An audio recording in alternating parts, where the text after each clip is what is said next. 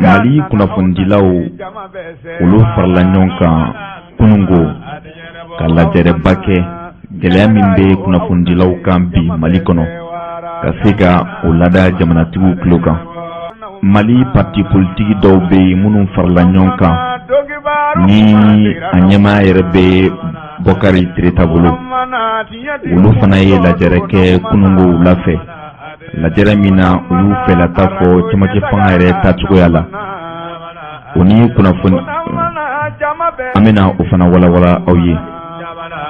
Nin ye kunnafoni balaw ye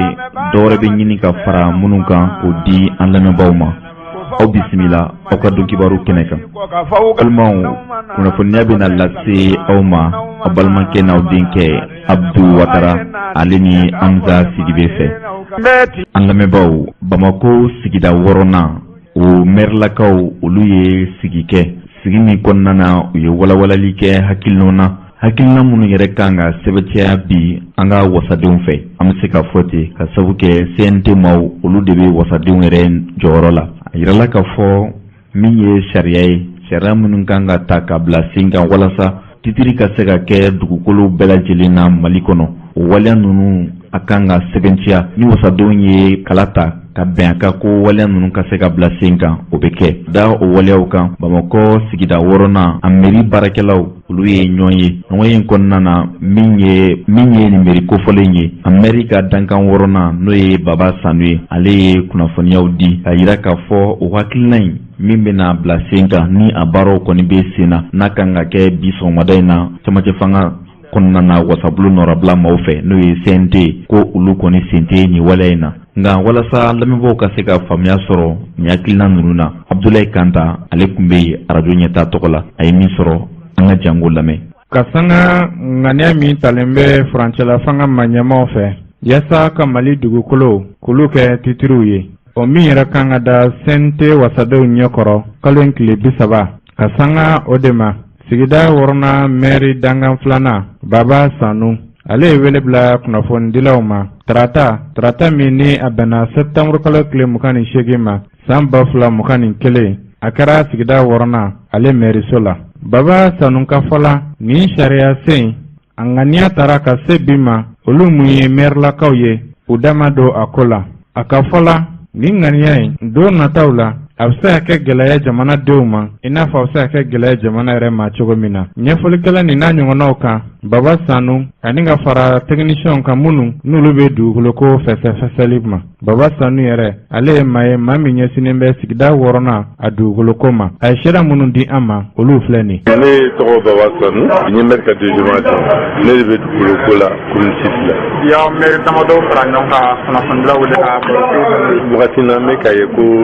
loi domaniale kura de bɛna ta Mali la. Loi nin dun kɔnɔ an y'a kɔlɔsi mɔgɔw tɛ caman kalama la. An ye nin baara kɛ pour que vraiment mɔgɔw bɛ se ka bɔ ko caman kalama. An minnu ye maire ye minnu yɛrɛ ye baara nin na an caman bɛ an tɛ loi nin kɔrɔ ko bɛɛ dɔn. Mais minnu bɛ ku dɔ da la an b'a fɛ k'a walangata k'a fɔ kɔnɔna bɛɛ man ɲi pour que mɔgɔw k'a dɔn ka loi nin sunsuru fɔlɔ bɛɛ ka segin kɔfɛ an kana sabali kan k'a kuma fɔ loi kura bɛ n'a bɛ dilan an bɛ a dilan cogo min na an y'a kɛ o de. Kɔrɔ jumɛn de ye loi domaniale la bamanankan na pour que lamɔbaaw. Loi domaniale ye mun ye dugukolo bɛna di cogo min na an ka sigidaw la commune kɔnɔ cercle kɔnɔ région kɔnɔ sariyaw bɛ ta cogo min na jɔn kan k'a di sɛbɛn sugu ban bɛ di wari tɛ hakɛ min bɛ sara loi nin b'o bɛɛ fɔ. Danfara min bɛ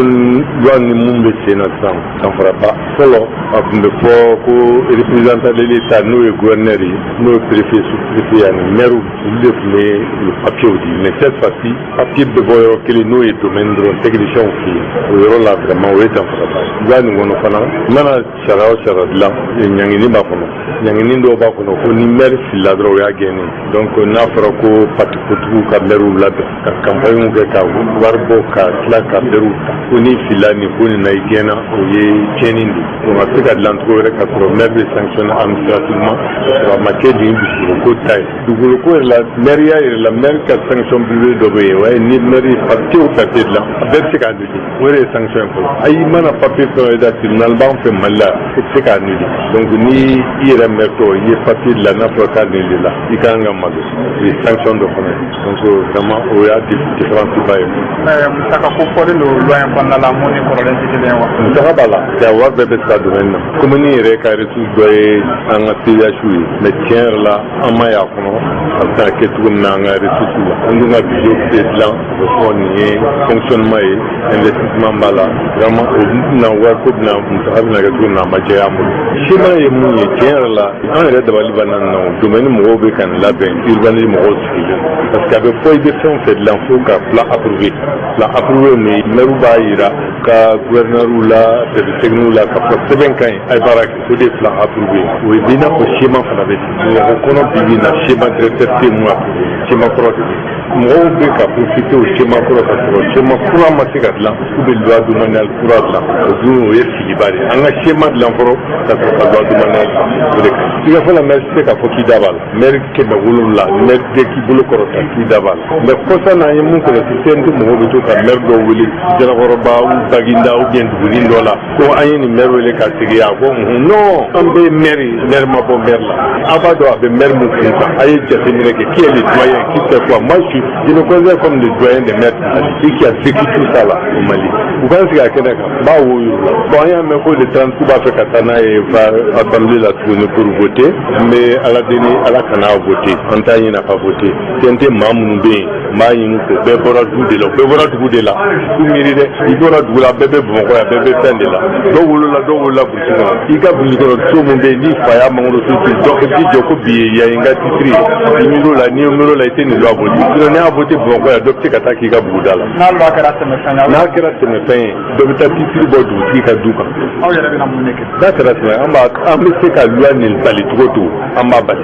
ni sariya de b'a bali an bɛ taa sara bonda an bɛ to de la an b'a attaqué ala t'a to maire ma attaqué maa kelen fila bɛ sɔrɔ b'a attaqué ne baba sɔrɔ ne b'a fɛ kumakan laban ye mun ye mɔgɔ minnu bɛ ka loi nin labɛn ka taa télé la ka fɔ a bɛɛ ta o tɛ o fɛn fɛn bɔra télé la n'o y'a kuma fɔ an b'o dɔn mais mun dabali banna na u ma maire wele ka sigi kɛnɛ kan c'est vraiment nin ko in na u ka an bɛ transition de kɔnɔ n'u b'a fɛ Mali ka dilan u ka to transition ka ka ambition essentielle kɛ mais ka dugukolo ko bila n'an tilara élection na k'u sigi an ka kuma fɔ en tant que service technique décentralisation a tɛna bɔ a ma mais ka fɔ i bɛ fɛn la k'i bɛ décentralisation nagasi o sariya dɔ ye o k'o dabila an tɛna segin ko décentralisation ko la dɛ ni an bɛ taa de fa an bɛ taa ɲɛfɛ a bɛ ɲɛ diyagoya de a bɛ se ka goya ye mais décentralisation ko fanga ka segin so dugu ma o ye diyagoya de a bɛ se ka goya ye parce que bi ye ɲɛmɔgɔ ye i ye directeur national ye ou bien i bɛ di direction nationale la a bɛ se ka goya ye mais a bɛ taa laban ko de don. aw nana arajo ɲɛtaga nana aw nalen jama bɛ sɛwara. an lamɛnbaaw Mali kɔɔrisɛnɛnaw ka tɔnba n'o ye association des cotons culteurs ni a ɲɛmaa kura n'o ye Bakari Kone olu ye sigi kɛ kari tɛmɛlen sigi min kɔnɔna la u ye ɲɛfɔli kɛ Mali kɔɔrisɛnɛnaw yɛrɛ ni ɲɔgɔn cɛ bi kuma minnu bɛ yen ale ni hakilina minnu fana talen bɛ u fɛ walasa min ye cɛmancɛ fanga ye u ka se ka a dɛmɛ min bɛ se ka kɛ sababu ye Mali sɛnɛkɛlaw u ka se ka hakilisigi ni basigi sɔrɔ u ka baaraw la laɲini yɛrɛ tɛ dɔwɛrɛ bɛɛ ni basigi ni kolosuma o fana ka sabati Mali kɔɔrisɛnɛnaw ni ɲɔgɔn cɛ ni o kɛra i b'a ye k'a fɔ baaraw a bɛ kɛ kɛcogoya ɲuman na bɛɛ lajɛlen bɛ se ka nimisiwasa sɔrɔ min na i n'a fɔ jamanatigiw i n'a fɔ kɔɔrisɛnɛnaw i n'a fɔ kɔɔrisanaw Abdulayi Kanta ale ka seereyaw o filɛ nin ye Mali kɔɔrisɛnɛnaw ka tɔnba ni a ɲɛmaa ye Bakari Kone ye ninnu ye wele bila kunnafonidilaw ma u jabala la anw fɛ Bamakɔ yan kari min n'a bɛnna sɛtamuru kalo tile 26 ma san 2021 wele kun o de ye k'a fɔ sɛtamuru kalo tile fɔlɔ k'olu ye sɛbɛn dɔ sɔrɔ sɛbɛn min bɛ tali kɛ u ka kɔɔri soba nin ka furancɛra fanga dɔ sigi a kɔnɔ ko min bɛna baara kɛ kalo 6 kɔnɔ olu kɔni ye wulikajɔ kɛ sɛbɛn fara in o ka wulikajɔ kɛra sabu ye a bɔra a ma o k'u bɛ sɛnɛkɛlaw ladɔnniya k'a fɔ min ye bi Mali kɔnɔ tɔn min sigilen bɛ kɔɔrisɛnɛnaw tɔgɔ la o ɲɛma o ye Bakari Kone ye o da sera nin n'a ɲɔgɔnnaw de ma a n'u ka sɛbɛn yɛrɛ sigilen don ni sigikan minnu ye ɲɛfɔli kɛra nin n'a ɲɔgɔnnaw kan sera minnu sɔrɔla kɛnɛ kan ye olu filɛ nin ne tɔgɔ Mamadu Konate ne bɛ bɔ Kita ne ye sɛnɛkɛla ni confédération trésorier général ye an ye cikɛlaw ye an bɛ ala deli samiya tɔ laban ko ɲuman ala k'o d'a ma ala ka ngisi jijugu laban ma ala ka samiya diya an y'a mɛn k'a fɔ k'u ye mɔgɔ dɔ nɔmɛ ka na cikɛlaw tɔgɔ la an y'a mɛn an y'a min an tulo la effectivement n bɛ se k'a fɔ an taara kita don min an y'a fɔ kita ye k'a fɔ ko an y'a mɛn k'a fɔ k'u b'a fɛ ka mɔgɔ dɔ bila an tɔgɔ la mais o don kama an kun m'a ye mais o kɔfɛ an y'a ye mais ni dɛmɛbaanko dan ye ni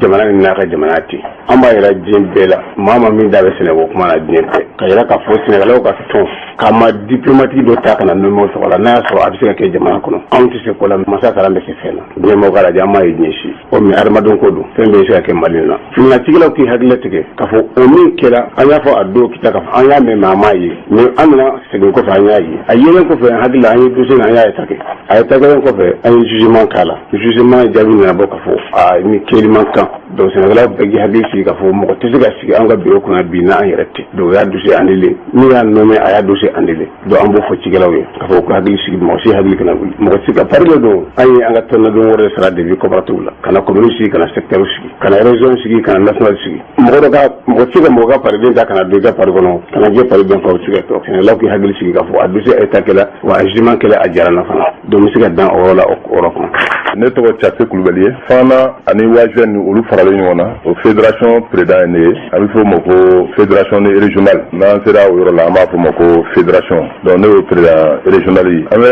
kɛnɛ min kan bi n'o ye confédération ka kɛnɛ ye ne ye premier vice président ye n bɛ kuma ni n ka président ka yamaruya ye mission de circulation n'o ye Fayinama Kɔnɛ ale de tun ye mission circulation ɲɛmɔgɔ ye a b'a kalama gɛrɛfuba dɔ kɛra kɔɔri la kɔɔri sɔngɔ sigira Sénégalais fɛ ani CMDT ani État ka na kɔɔri kɛ 37 ye kɔɔri wɛrɛ bɛna sara waati min na kɔɔri prix nana sara dɔrɔmɛ 30 donc a kɛra mankanba de ye a mankan cɛ juguya kosɛbɛ a yera k'a fɔ san o san jamana de bɛ wari bɔ a kun ka kɔɔri dɛmɛ mais kɔɔri tɛ se a yɛrɛ kɔrɔ donc ni kɔɔri tɛ se a yɛrɛ kɔrɔ gɛlɛya jumɛn de bɛ kɔɔri ko la n'a tila état généraux min kɛra o la o état généraux jaabi nana bɔ ko ka CMDT feere CMDT feere ko kuma fɔlen an cikɛlaw wulila k'an jɔ an y'a yira k'a fɔ o ye fɛn ye o t'anw ka hakilila ye. Ne de y'aw ka confédération président kura ye Bakari Kone n bɛ n balima cikɛlaw wele an ka transition in dɛmɛ an ka transition in ko kɔrɔma don fo a dan agenda kasi bɛ minnu bolo ka cikɛlaw fara k'u tila yaasa ni jamanakuntigi sigi wɛrɛ sera ne ni n ka tila an ka tugu n ka hakilila wɛrɛ kɔ an t'o agenda kasi la dɛ an bɛ tugu colonial Assimi Goïta kɔ si k'o bu don min n'a nana mɔgɔ o mɔgɔ yira an na hali danbɛlaka don an bɛ tugu a kɔ don min n'a yɛrɛ ka kan ka kɛ fɛn o fɛn min ye an kɔri cikɛla minnu bɛɛ bɛ fili kelen na an bɛ tugu a kɔ si k'o bu sans réception parti ko t'a la an ma sira se maloya mɔgɔ ma k'o fɔ an tɛ sira mɔgɔ ɲɛ k'o fɔ parce que colonial de ye an dɛmɛ fɔlɔ n'an y'o fɛn o fɛn min kɛ an ma juru don a la dɛ an ye juru de sara n ka assemblée mɔgɔw bɔra ka kuma o kuma min fɔ a bɛɛ y'a mɛn o ye 3 ye kumaba ne taara n yɛrɛ bila détail la u y'a bɛɛ fɔ ka ban ne ye administrateur ka nommé n b'a dɔn ministre 2 de ye retraite ladon wa a imposera o kan CMDT ɲɛmɔgɔ fɛ a tɔgɔ ne t'a dɔn dɛ hali appel min kɛra a kan ministre yɛrɛ t'a kalama k'appel kɛra an fɔra min taara ministre t'a kalama k'an fɔra sara a kana sinɛ k'o kɛ parti kelen CMDT ɲɛmɔgɔ fɔlɔ ye parti min ye an fɔra ye parti ye ministère ye parti ye min y'a proposé o ye parti ye directeur national développement social ye parti ye an tɛ parti ko la bari to an ka sinɛ ko de la a kana ye ala bolo ka baga ma bɛnbaliya kelen tɛ cikɛlaw ni ɲɔgɔn cɛ bɛnbaliya o bɛnbaliya bɛ cikɛlaw ni ɲɔgɔn cɛ a lajɛ san 5 laban in kɔnɔ bɛnbaliya bɛ Kucala dɔrɔn de PDG labanw bɔra Kucala de ni min bɔra u b'a essayer k'a ka mɔgɔ de imposer diyagoya hali n'a sɔrɔ jama t'u fɛ ne fɛ a y'o bɔ a la Sénégalais a ye n'an ka ɲɔgɔn minɛ a tɛ tɛmɛ tile 15 kan fɔlɔ Babu Yasila ye seere Kucala filiale président ye seere an ye wulikajɔ sugu bɛɛ kɛ k'a fɔ ko minnu binna élection na anw de ye kelen ye anw ka bureau a ma bɔ kuranɛ kɔnɔ an yɛrɛ dama ka bureau don an b'an ka bureau national relâché ka bureau secteur relâché ka bureau filiale relâché an balima jɛkulu collectif u ka mɔgɔ 2 di secteur bɛɛ la ka don bureau la u ka tila ka mɔgɔ 2 di filiale bɛɛ la ka don bureau la filiale 4 bɛɛ la u ka mɔgɔ 2 di ka na don confédération fana na an ka bureau relâché an ka jɛ ka baara in kɛ président fauteuil ye kelen ye tiɲɛ don nka président kelen tɛ se ka baara kɛ an jama caman de fara ɲɔgɔn kan kɛ minnu ko bureau ka ye bureau ko bureau ma ɲi n'i yɛrɛ nana fara a kan o n'a yɛrɛ lajɛ k'i ka mɔgɔ don a la o an ka jɛ ka baara in kɛ o kuma tɛ ban wa cikɛlaw to sɔnna Buya Sila ye seere a tɛ tɛmɛ tile 15 kan dugujɛ o ye Buya Sila wele ko Buya an bɛnna kan koyi mais CMDT PDG ko an kana sɔn n y'a da lahara n ka bɔ a la ne t'a dɔn ko mɔgɔ bɛ se ka baara kɛ ni cikɛlaw ye e t'a fɛ u ka bɛn cogo min o la sisan anw ta de ye CMDT ye n'anw tɛ CMDT tɛ yen anw de tɛ CMDT ye aw kana ɲina aw kana fili cikɛlaw ka dɔn ko statut ni règlement min bɛ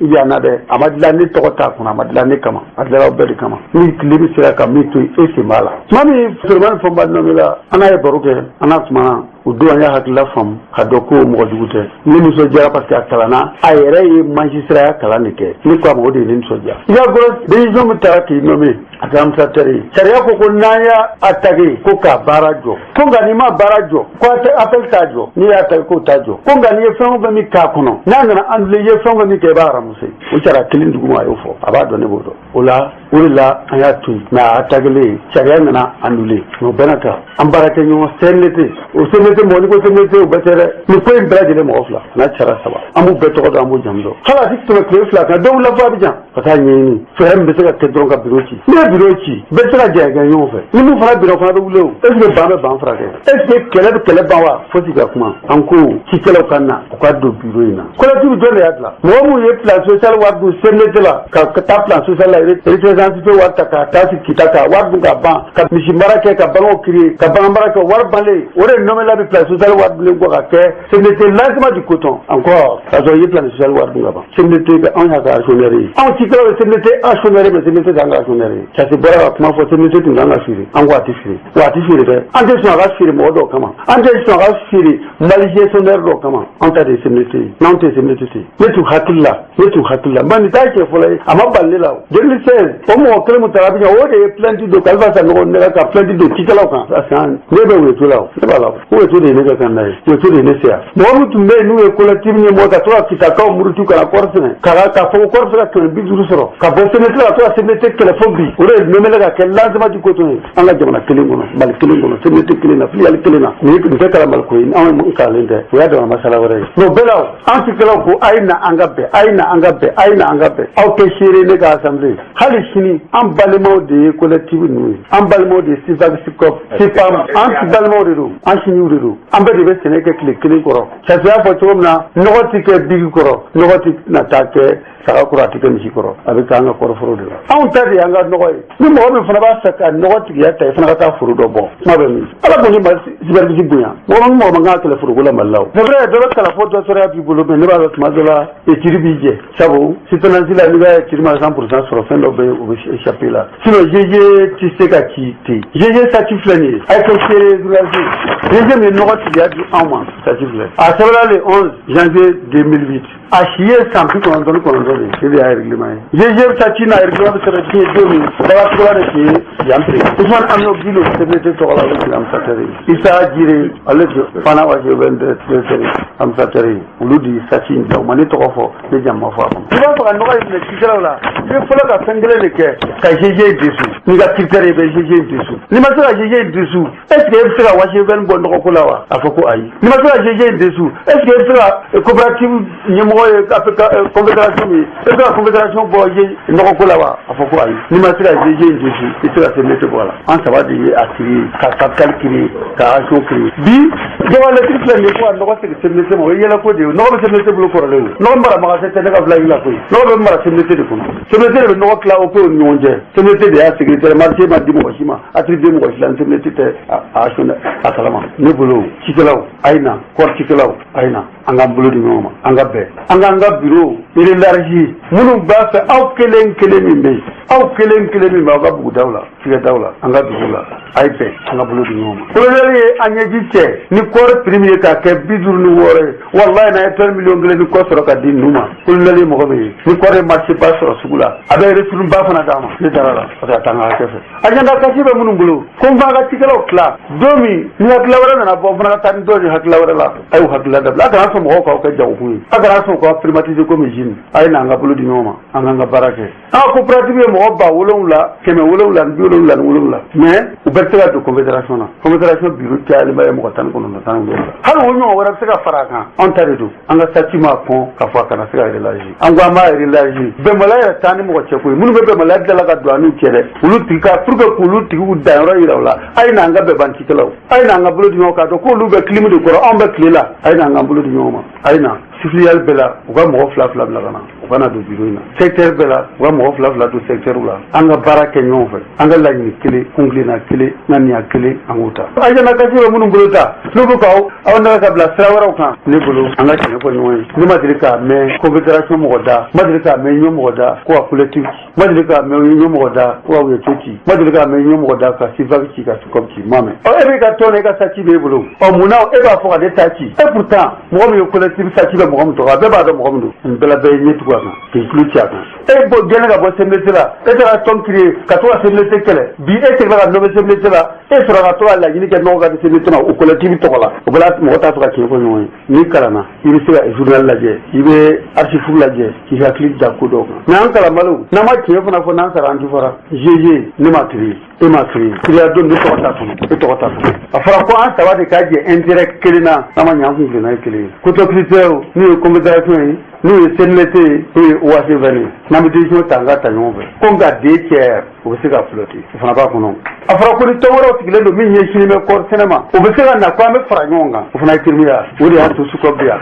o de y'a to SUFA ka lasigidenw bɛ yan minnu fana bɛ ta yan an k'a fɔ ka dɔ ci ka dɔ kɛ ta ka dɔ ci a y'aw ta sigi ka na an ka fara ɲɔgɔn kan parce que an ka statut de y'a prévoir an k'u bɛɛ ka na ni mɔgɔw ye ne ka statut ye mɔgɔ kelen de fɔ ne bɛ se ka n da yɛlɛma cogo di a tun bɛ statut kɔnɔ statut ye article 18 ko n'i b'a fɛ ka statut kɔnɔ yɛlɛma i b'a yɛlɛma 3 mois avant élection ne m'o sɛbɛn ne bɛ min ɲini aw fɛ ni cikɛla kelen tɛ ne bɛ jigin mɔgɔ min na wa minisiriso 2 min bɛ yen n y'o de fɔ anw ka tutelle ye ministre agriculture ye anw n'an ka foro wala o tutelle ye ministre agriculture ye mais tɔnsɛbɛn minnu b'an bolo ta dɛ o sɛbɛn ninnu ka tutelle de ye ministre de la santé développement social kama sɛbɛn tɛ sɛnɛ kɛ koyi sɛbɛn tɛ taa foro la koyi anw de bɛ biri tile kɔrɔ an bɛ biri tile kɔrɔ mɔgɔ min ye n'o ye ministre agriculture ye an b'a ɲini a fɛ ala kama kira kama a ka fana AGVN PDG ani CNDT PDG ani anw lasigi a ka kuma an cɛ nka cikɛlaw yɛrɛ dama bɛɛ bɛ la taa an cɛ walayi cikɛlaw yɛrɛ dama bɛɛ bɛ la taa an cɛ n bɛ segin o kan anw de bɛ ɲɔgɔn denw furula ye anw de bɛ ɲɔgɔn ka degunniw kɛ yen anw de bɛ ɲɔgɔn sude ye mais ni bɛnbaliya dilanlen tɛ bɛnbaliya foyi t'an cɛ bɛnbaliya dilanlen minnu b'an cɛ walasa n ka parti ka sinsin n ka parti ka sinsin o bɛnbaliya dɔrɔn de bɛ yen agenda caché bɛnbaliya dɔrɔn de bɛ yen n tɛ bɛnbaliya t'an cɛ. an lamɛnbaaw min ye Amadu Ɲanbele ni o ye an yɛrɛ baarakɛɲɔgɔn ye ale tun ye wulikajɔ bila sen kan ale ni kun tɛ dɔwɛrɛ ye taama in kɔnɔna na hakilina ni fɛɛrɛ minnu bɛ yen n'a bɛ se ka kɛ sababu ye ka Yanfoyila dugudenw kala ɲɔgɔn na o waleya ninnu ka se ka bila sen kan ale ni Yanfoyila yɛrɛ a kununko ale ni a bi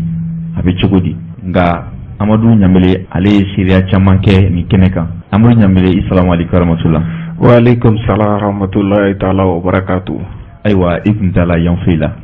ayiwa Abdu Watara an bɛ i fo ka arajo lamɛnnikɛlaw bɛɛ lajɛlen fo nin waati in na Mali kɔnɔ ani Mali kɔ kan bi alamisa don kibaru kɛnɛ kan ne yeli min kɛra an bɛ o foli lase i ma kosɛbɛ. i y'a fɔ cogo min na dɔgɔkun tɛmɛnen ka kɛ ni jɛkulu ka wulikajɔ ye jɛkulu min ni an b'a fɔ a ma Union pour le développement et le contrôle citoyen des 12 communes du cercle de Yanfoyila o ye jɛkulu ye min sigilen don Wasolon jamana yɛrɛ a bɛ se ka yiriwa cogo min na ɲɛtaga bɛ se ka sabati olu tun ye wele bila ne ma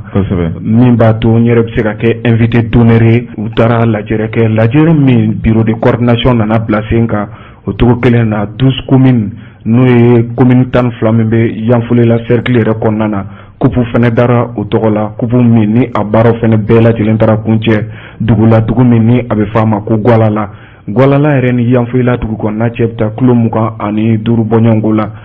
baara ninnu kɔni kɛra wasa kɔnɔna na a kɛra nisɔndiya kɔnɔna na o cogo kelen na ne yɛrɛ ye Yanfoyila kanu bari o kanu de y'a to wulikajɔ bilara sen kan min b'a to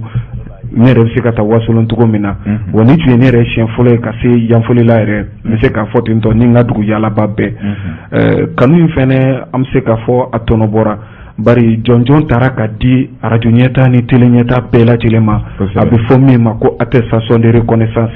a kɔni kɛra bonya ni karama yɛrɛ bɛɛ lajɛlen ye dɔgɔ furancɛ tɛmɛnen ka bɔ juma la ka na bila fo kari yɛrɛ sufɛla la kosɛbɛ.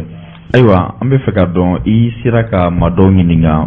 waleya dɔw la wa. awɔ alhamdulilayi an sera ka maa dɔw ɲininka fɛn min ye Dirisa Hari Jalo ale min ye 12 communes yɛrɛ ɲɛmaaba ye an ye ale ɲininka tagama in kun bɛɛ lajɛlen na ale da don la ka fɛsɛfɛsɛli kɛ ka taa se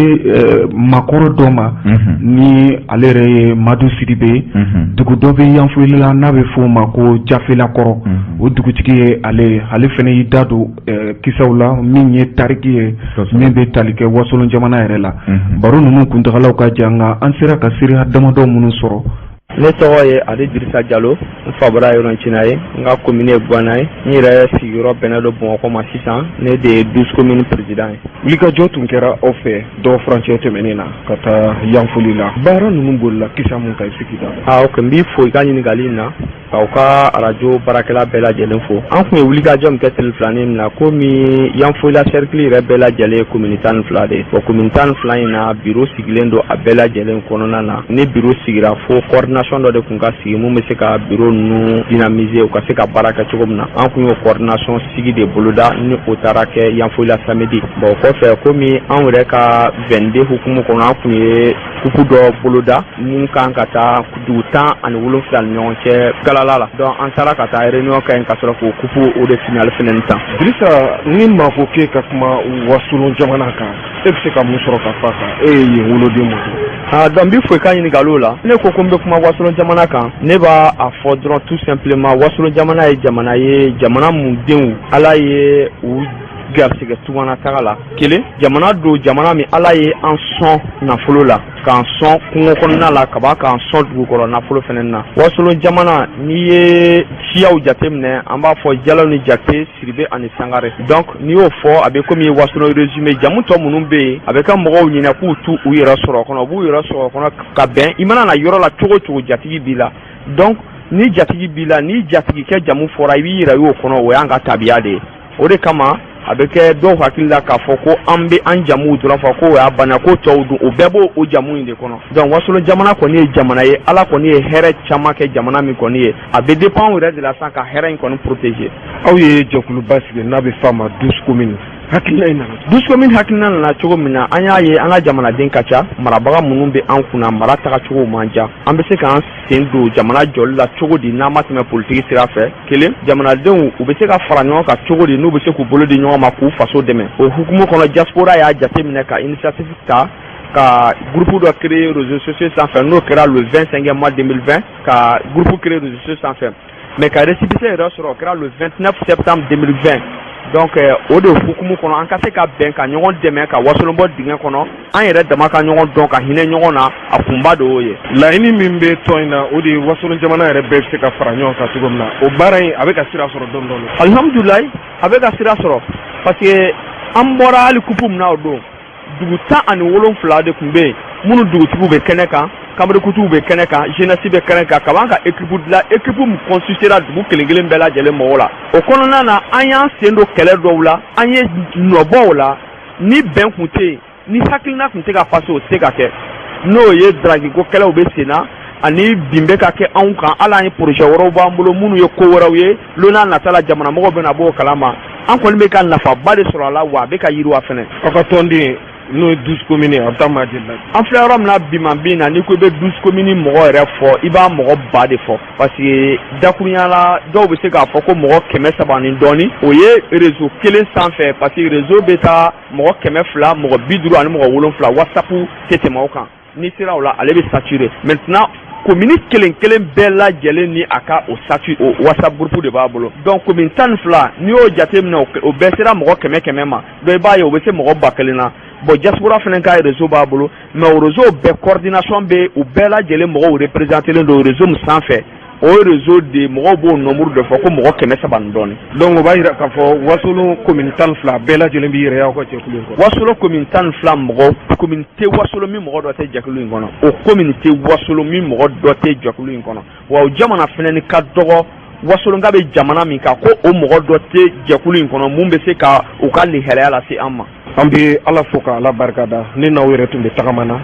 ka baara ninnu bɛɛ lajɛlen kurumbo kadiri walima a bilali sen kan ka se k'a bila sen kan o sabati ko ɲuman an bɛ se k'a fɔ Ala ye ani sababa bɛɛ ko la. Kunbɛli kɛra aw la kɛrɛnkɛrɛnnenya la dugu min bɛ yen nɔ n'a bɛ f'a ma Guala la jama sɛbɛkɔrɔ bɔra ka caya Drissa e minye ni ton nyemai no e dusu komini ni me monke la obene ni soja ka si adana sabu ni ye mɔgɔ wele k'a fɔ k'i bɛ se ko la k'i ye fɛn ye n'a y'i magɛn f'i sigiyɔrɔ la n'a ye mun ye o de bɛ lakɛli bɔ e taara anw fɛ ni la kanu kama i y'an accompagner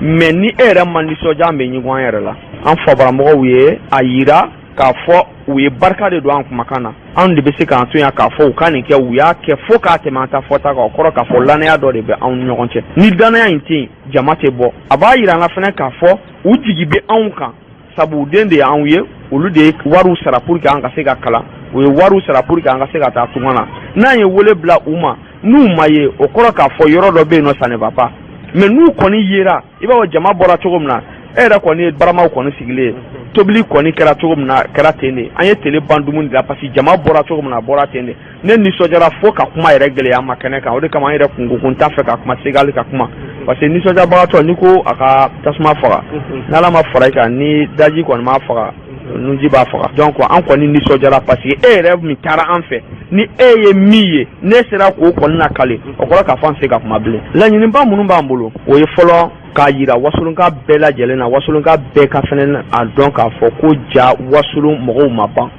ma ban ye mun ye k'a yira wasolonkaw la k'a fɔ ja den u ye den wolo den minnu b'a fɛ ka u ka jamana yecogo yɛlɛma o yecogo yɛlɛma ye mun ye anw se ye fɛn fɛn ye projet ye développement la an b'a sɔrɔ diɲɛ yɔrɔ yɔrɔ an b'a sama naani de bɛ to a da fɛ an bɛ na n'a ye so bingani jɔnmaya ta dun min fɛn fɛn bɛ kɛ anw na min ye danatɛmɛ wale ye k'a la kan parce que wasolonka ye mɔgɔ ye a kɛ ma teli k'a ka hakɛ ɲini a b'a ta to ala ma ka caya sabu fanga an bɛ fanga bonya kojugu mais kana yira k'a fɔ an ta tɛ dun tuguni ni a dunkan ma fɔ n'a bɛ ta a bɛ ta kan min na a bɛ fɔ an ka baaraw o laɲiniw b'an bolo wasolonka den k'u lakunu min bɛ sunɔgɔ la k'u lakunu min banna wasolonna k'u lasegin k'a yir'u la k'a fɔ an mana kɛ masa ye yɔrɔ n'an ma se wasolo foyi ma ɲɛnabɔ o laɲiniw b'an bolo ka fɔ k'u tɛgɛw di ɲɔgɔn ma Jalo ni Jakite ka bɛn Sidibe ni Sangare ka bɛn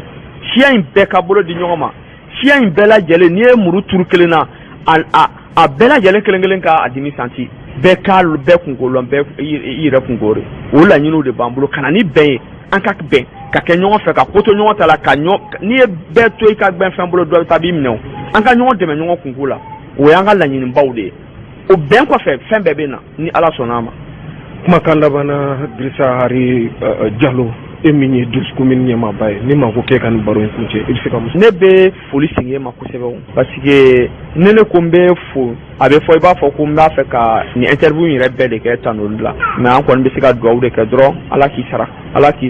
ala ka bɛɛ sara ŋɛniya la ne ko n bɛ nin kuma résumé kuma kuncɛ la n b'a ɲini wasolonkaw fɛ u ka segin u faso ma wasolonkaw ka segin u faso ma an ye dɔ kɛ sa an ye so caman jɔ Bamakɔ so caman jɔra Côte d'Ivoire an ye sow jɔ Europe mais an ka segin an faso ma ba tɔw bɛ ka mun kɛ u fabaraw la n'i taara Kayi maraw la u bɛ ka minnu kɛ an fɛnɛ ka dɔ kɛ yen wala ko ni ladeginibaga cayara wasolo fɛnɛ ka kɛ yɔrɔ ye n'i donna i k'a dɔn k'a fɔ tiɲɛ na ja ni jamana mɔgɔ ja ay bɛ kɔ kan jaw bɛ Bamakɔ jaw bɛ fonction la ja u bɛ kɔ kan mɔgɔ dɔw tɛmɛna an fɛ minnu tun bɛ se ka lumière di an ma n'u u m'a kɛ ka bɛn wasolona gonyaya ma an k'a yirula k'a fɔ u y'a kɛ u m'a kɛ mɔgɔ wɛrɛ b'a kɛ parce que an bɛ jamana kelen in denw de mais wasolonka wele u ka segin u faso ma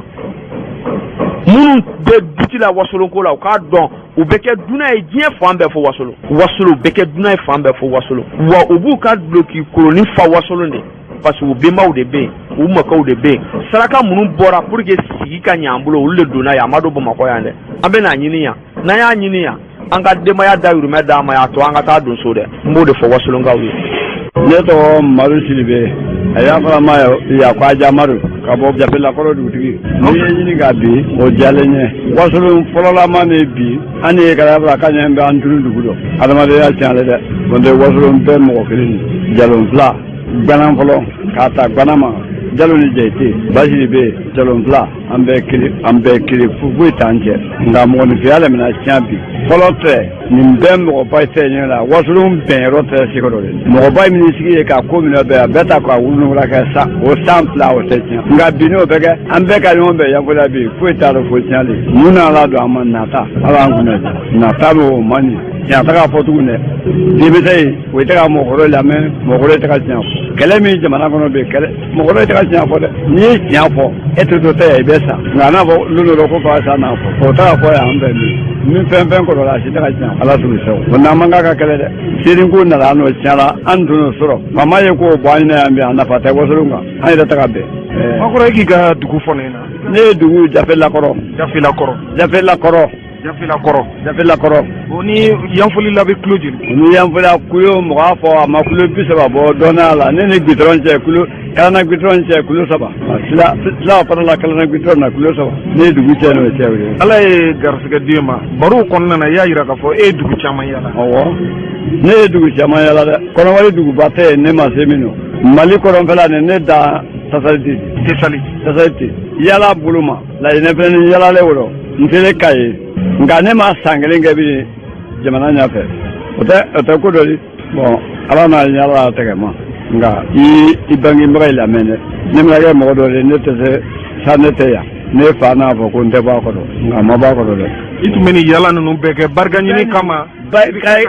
N bɛ nin bɛɛ kɛ barika ɲini kama n bɛ ba ka segin ka na Luma bon o kun mun ko di ni fa ko i kana min kɛ hali ne tɛ julaya la ne fa sa bala n'a minɛ a ko julaya bolo kan ko ni ma julaya bolo ko olu bɛ ne n'a kɛ tan n'a fɔra n den ye n ko cɛ i n'a wele ɲini ne kɔ dɛ ko bɛɛ y'a dɔn ni m'i fa lamɛn n'i fa tɛ min i kɔrɔ kɛ i ye mɔgɔ fa fɔlɔ i fa mana bɔ yen i fa fɔlɔ i kɔrɔ kɛ di ni o tɛ yen i fa ka ɲɔgɔn min ye dugu kɔnɔ i tɔgɔma y'o o ba dɔn i bɛ hakili dɔ sɔrɔ ne mana wɔ dugu dɔ hali dugu min mɔgɔ ka kɔrɔ ne de ne b'o ba dɔn o hakili de o tɛgɛra sisan i bɛ sababu dɔ sɔrɔ i bɛ hakili ɲuman sɔrɔ nka ne ko k'i denmisɛn ɲɔgɔn fɛ i tɛ hakili sɔrɔ i tɛ foyi kɛ. Maba an bɛ Wasolon jamana kan ni Wasolon jamana ta k'a lajɛ dugu 300 ni a kun kan fɛ Wasolon sigicogo ani a tariki e bɛ se ka dɔɔnin fɔ an ɲɛna a kisa. Wasolon sigicogo a n'a tariku n bɛ dɛsɛnin fɔ k'a jɛnya Wasolon yan de an y'a fɔra yan ma ko Basibe o ye an ni mɔgɔ musoden ye Jalonfila o ye an mɔgɔ musoden ye Gbanafɛn kɔ an ni Gbananka ye mɔgɔ muso bɔra an de nka o ye Jalo ni Jayite ɲɛmɔgɔla ka di an tɛ se tɛmɛ o kan bon n'a y'a fɔ k'o tɛ ka bɛn ne o tɛ kabako di a bɛɛ mɔgɔ muso an ni mɔgɔ muso de y'a bɛn o an ni Basibe la Basibe bɛna ye o y'an kan k'an bere Jalonfila bɛna ye o y'an kan k'an bere Jalonfila Basibe la ye tɛ mɔgɔ kun tɔgɔ fɔ ni min b'a fɔ n tɛ Gbanyaga Jalonfila fɛnɛ tɛ mɔgɔ kun fɔ ni min kɔ bi tɛ Gbanyaga. Yan jamu fanba an y'a ye k'a fɔ maa o maa ni i ko i b'i yɛrɛ kofɔ yan Sidibe Jalo Sangare Jakite o ye yan jama fanba ye. A tɔ sigi fɛ Jalo ni Jayite Sidibe ni Sangare a banna bonda de bɛ bɔ o tigɛ ya ni kabila ni bonda a bɛɛ banna Sidibe kuru dɔ ɲɛmɔgɔ o ye Jalo kuru fɛnɛ dɔ ɲɛmɔgɔ ye Jayite kuru dɔ ɲɛmɔgɔ ye nka bonda 4 wele ye Jalo ni Jayite Sidibe ni Sangare Wasolon banna. I ma maa o maa ye o la sa a caman ye sigi. O bɛɛ sigi fɛ di ɲamakala dɔ fɛn fɛn dɔ a bɛɛ sigi fɛ di nka a banna dɛ. Ninnu bɛɛ sigiyɔrɔ bɛ yen wa Sangarew sigiyɔrɔ bɛ yen Jakitew sigiyɔrɔ bɛ yen ka taa se Jalow sigiyɔrɔ o bɛɛ bɛ Wasolon jamana kan. O bɛɛ Wasolon jamana kan. O bɛɛ n'u sigiyɔrɔ. Bɛɛ n'u sigiyɔrɔ Sangare fɛn Wasolon jamana kan yan de o bɛɛ kɔ bɛ Maligiliya de minnu Sangare min dɔnkili la ale o bɛɛ kɔ bɛ Maligiliya de Jalo ni Jayite o ye fa bara Gbanan dɛ bon Jalo Gbanyaga k'a ta kalana kɔfɛ ka na Gbanyaga du 6 milieu fɛ ni Yanfɔlila kɔfɛ nka Gbanyaga kuru bɔlen yen Gbanyaga kuru bɔlen yen i ye Cɛkɔrɔ Sidi i ye Wolo Sidi i ye Sidan Sidi i ye Mɔrɔ Sidi o bɛɛ bɔlen Ngbɛnso. Makɔrɔ kɛlɛmasa dɔw tɛmɛna Wasolon jamana kan. Kɛlɛmasa tɛmɛna kɛlɛmasa tɛ Yirim fɛ yan ko fili mun san tɛ an ni gosi i yɛrɛ tɛmɛn'o kɔ na bi kɛlɛmasa tɛ an yɛrɛ fɛ farikolo ko bɛɛ jantatigi kɛlɛmasa tɛ Jalonfila la o bɛɛ tɛmɛnen o bɛɛ n'a masaya kɛ nka o ma filinala don kɛlɛmasa tɛ jamana i badenkɛ kɛlɛ mana bi badenkɛ kan an ye nin makala ka nin mɔgɔ bolo dɔn n'an yɛrɛ mugu ci ɲɔgɔn na o tɛ dɛ mɔgɔ wɛrɛ mana bɛn kan dɔ bɛ wuli ka dɔ ma bɔ. An bɛ segin kɔ dɔɔnin i ye jamu 4 fɔ sisan Jalo Sidibe Sangare Jakite ni ne y'a faamuya n bɛ se ka fɔ nin bɛɛ maa kelen kɔ ye. Bɛɛ mɔgɔ kelen kɔ de Wasolon yan Jalo Sidibe Sangare nin bɛɛ faralen muso kelen na jamu de t'ale ten o tɛ nin bɛɛ faralen mɔgɔ kelen na Jalo ye kelen dencɛ fɔlɔ de wɔrɔ ka Jayite le kan ka sidibe le kan cɛ kelen kɔ nin bɛ di min t'ale muso min t'ale o jɛ te di o den sɔrɔ le ko ɲɔ tɔ la ko jɛ te min sɔrɔ o jalo de ko den min t'ale ka ɲɔ tɔ la ko jalo ma jamu n'ale te parce que nin bɛɛ mɔgɔ kelen nin siyagoya t'a nɔ dɛ an bɛɛ kelen sangare le ye sinaba ma bi fɔ wasolon bɛɛ bɛna bila ɲɔgɔn na sangare bɛ se k'a kɛlɛ bɛɛ ban o ye se bɛɛ la o ye se jalo la o ye se jate la o ye se sidibe la sangare de sangare mun n'a to sangare bɛ se bɛɛ la sangare bɛɛ bɛ sɔn sangare ta min bɛ sɔn ma wele se bɛɛ la dɔgɔmamɔgɔ le wele o ye sinaba nin lagadi le wele fɔlɔ tɛ lagadi bɛ se bɛɛ la dɔgɔnin mana fɔ kɔrɔ bɛ sɔn kɔrɔ bɛ sɔn a ta ma an ko tɛ bi dɛ sɛnɛngunya ta ne wuli cɛ sidibe bɛna kɛ kɛlɛ la ɲɛɲɛ ma a tɛ se sangarekɛ bɛna na kama ma bi fɔ la a tɛ se sidibe kɛ kan jalo fana bɛna kɛ kɛlɛ la ɲɛ ma dɛgɛ bɛna a tɛ ban o tɛ yen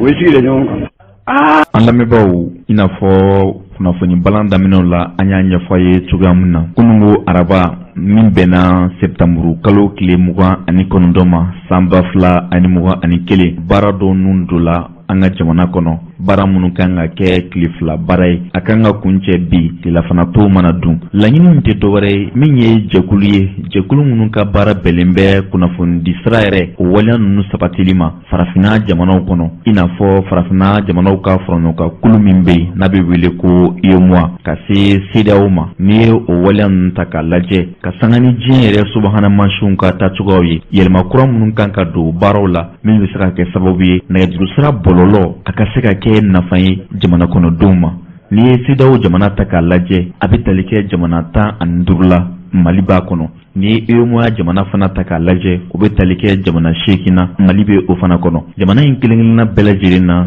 sigiw kɛra ka hakili jagabɔw kɛ an bɛ don min na i n'a fɔ bi nɛgɛjuru sira bɔlɔlɔ a yiriwara kojugu hakilina ni fɛɛrɛw ka ta k'a lajɛ min bɛ se ka kɛ sababu ye kɔlɔlɔ minnu b'a la an ka se ka kisi a ma nafa minnu b'a la bɛɛ lajɛlen ka se k'o sɔrɔ o ka kɛ sababu ɲuman fana ye jamana ninnu si kana taa ka ɲɔgɔn to u ka baaraw kɛ ɲɔgɔn fɛ nɛgɛjuru sira bɔlɔlɔ sanfɛ o tɛmɛlen kɔfɛ fana min ye subahana mansinw ye o waleya ninnu ka se ka didi jamana ninnu kɔnɔna na da nana don o waleya ninnu bɛɛ lajɛlen na Mali minisiri min ka kɔɲɔw bɛlen bɛ kunnafoni di ma ale ni subahana mansinw kɔɲɔw sabatili ma o minisiri ka nɔrabila tun bɛ nin kɛnɛ kan min sɔrɔla o la an ka jango lamɛn. Baramayiko Assassin Mara. Ne bɛ ministère de la communication et de l'économie numérique et de la modernisation de l'administration tɔgɔ la yan nɔ. Sigida mun filɛ nin ye sigida ye mun wulilen don ka secteur de l'économie numérique lajɛ parce que kow yɛlɛmana kosɛbɛ.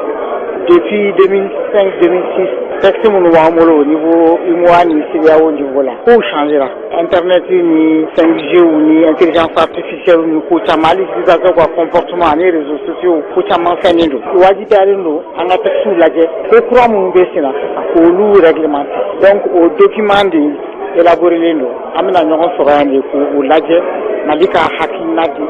a kɛra déjà de façon globale jamana bɛɛ wulila sisan ta ye an ka ɲɔgɔn sɔrɔ de ka jɛ ka a lajɛ an ka maliyɛnw an k'an ka observation bila ka taa UEMOA la o de don. Baara tɛ se ka kɛ ni textes ma élaboré ni textes élaboré don an fana b'an sinsin UEMOA textes de kan pour que k'an ka yan textes kɛ donc ni textes élaboré la textes mun don a b'a permettre bɛɛ ka baara de kɛ ɲɔgɔn fɛ sisan nɔ an bɛ intégration de kɔnɔna la jamana kelen tɛ se ka baara kɛ jamanaw bɛ jɛ de ka baara kɛ donc ni texte ninnu b'a permettre anw ni jamana tɔw bɛna se ka baara kɛ an b'a adapter n'u ye donc an bɛ se ka fɛnw partager comme ça c'est bon. Togodalamɔgɔw bɛ nafa sɔrɔ a la parce que ko o ko n'a bɛ kɛ a bɛ kɛ consommateurs de kama gouvernement bɛ baara la mun kama nafa sɔrɔ tɛ yan sɔngɔw ka jigin service ɲumanw ka bila mɔgɔw ka disposition la mun b'a to u bɛ se ka nafa sɔrɔ a dabɔlen don o de kan. Min ye sɛnɛ yɛrɛ baaraw ye an bɛ fɛ ka dɔn nin baara in bɛna yɛlɛma jumɛn don sɛnɛ yɛrɛ taabolo la. Technologie développée don cogoya min na sɛnɛ pour que a ka kɛ ka ɲɛ il faut k'an k'a dɔn i bɛ fɛnw arroser a wagati min ji hakɛ min kan ka k'a la fɛn minnu kan ka kɛ hakɛ bɛrɛbɛnnen don donc nin bɛna sɛnɛkɛlaw yɛrɛ dɛmɛ kosɛbɛ. Ni ko jamana kɔnɔden bɛɛ ka dɔn k'a fɔ ko numérique de bɛna développement la don an ka jamana kɔnɔ mɔgɔw k'o adopter donc texte minnu bɛna kɛ n'olu texte ninnu bilala en place ka texte respecté. Ne yɛrɛ b'aw tɔgɔ ko Amadou Traoré n bɛ baara kɛ AMRTP la président ka conseil de ye ne ye o atelier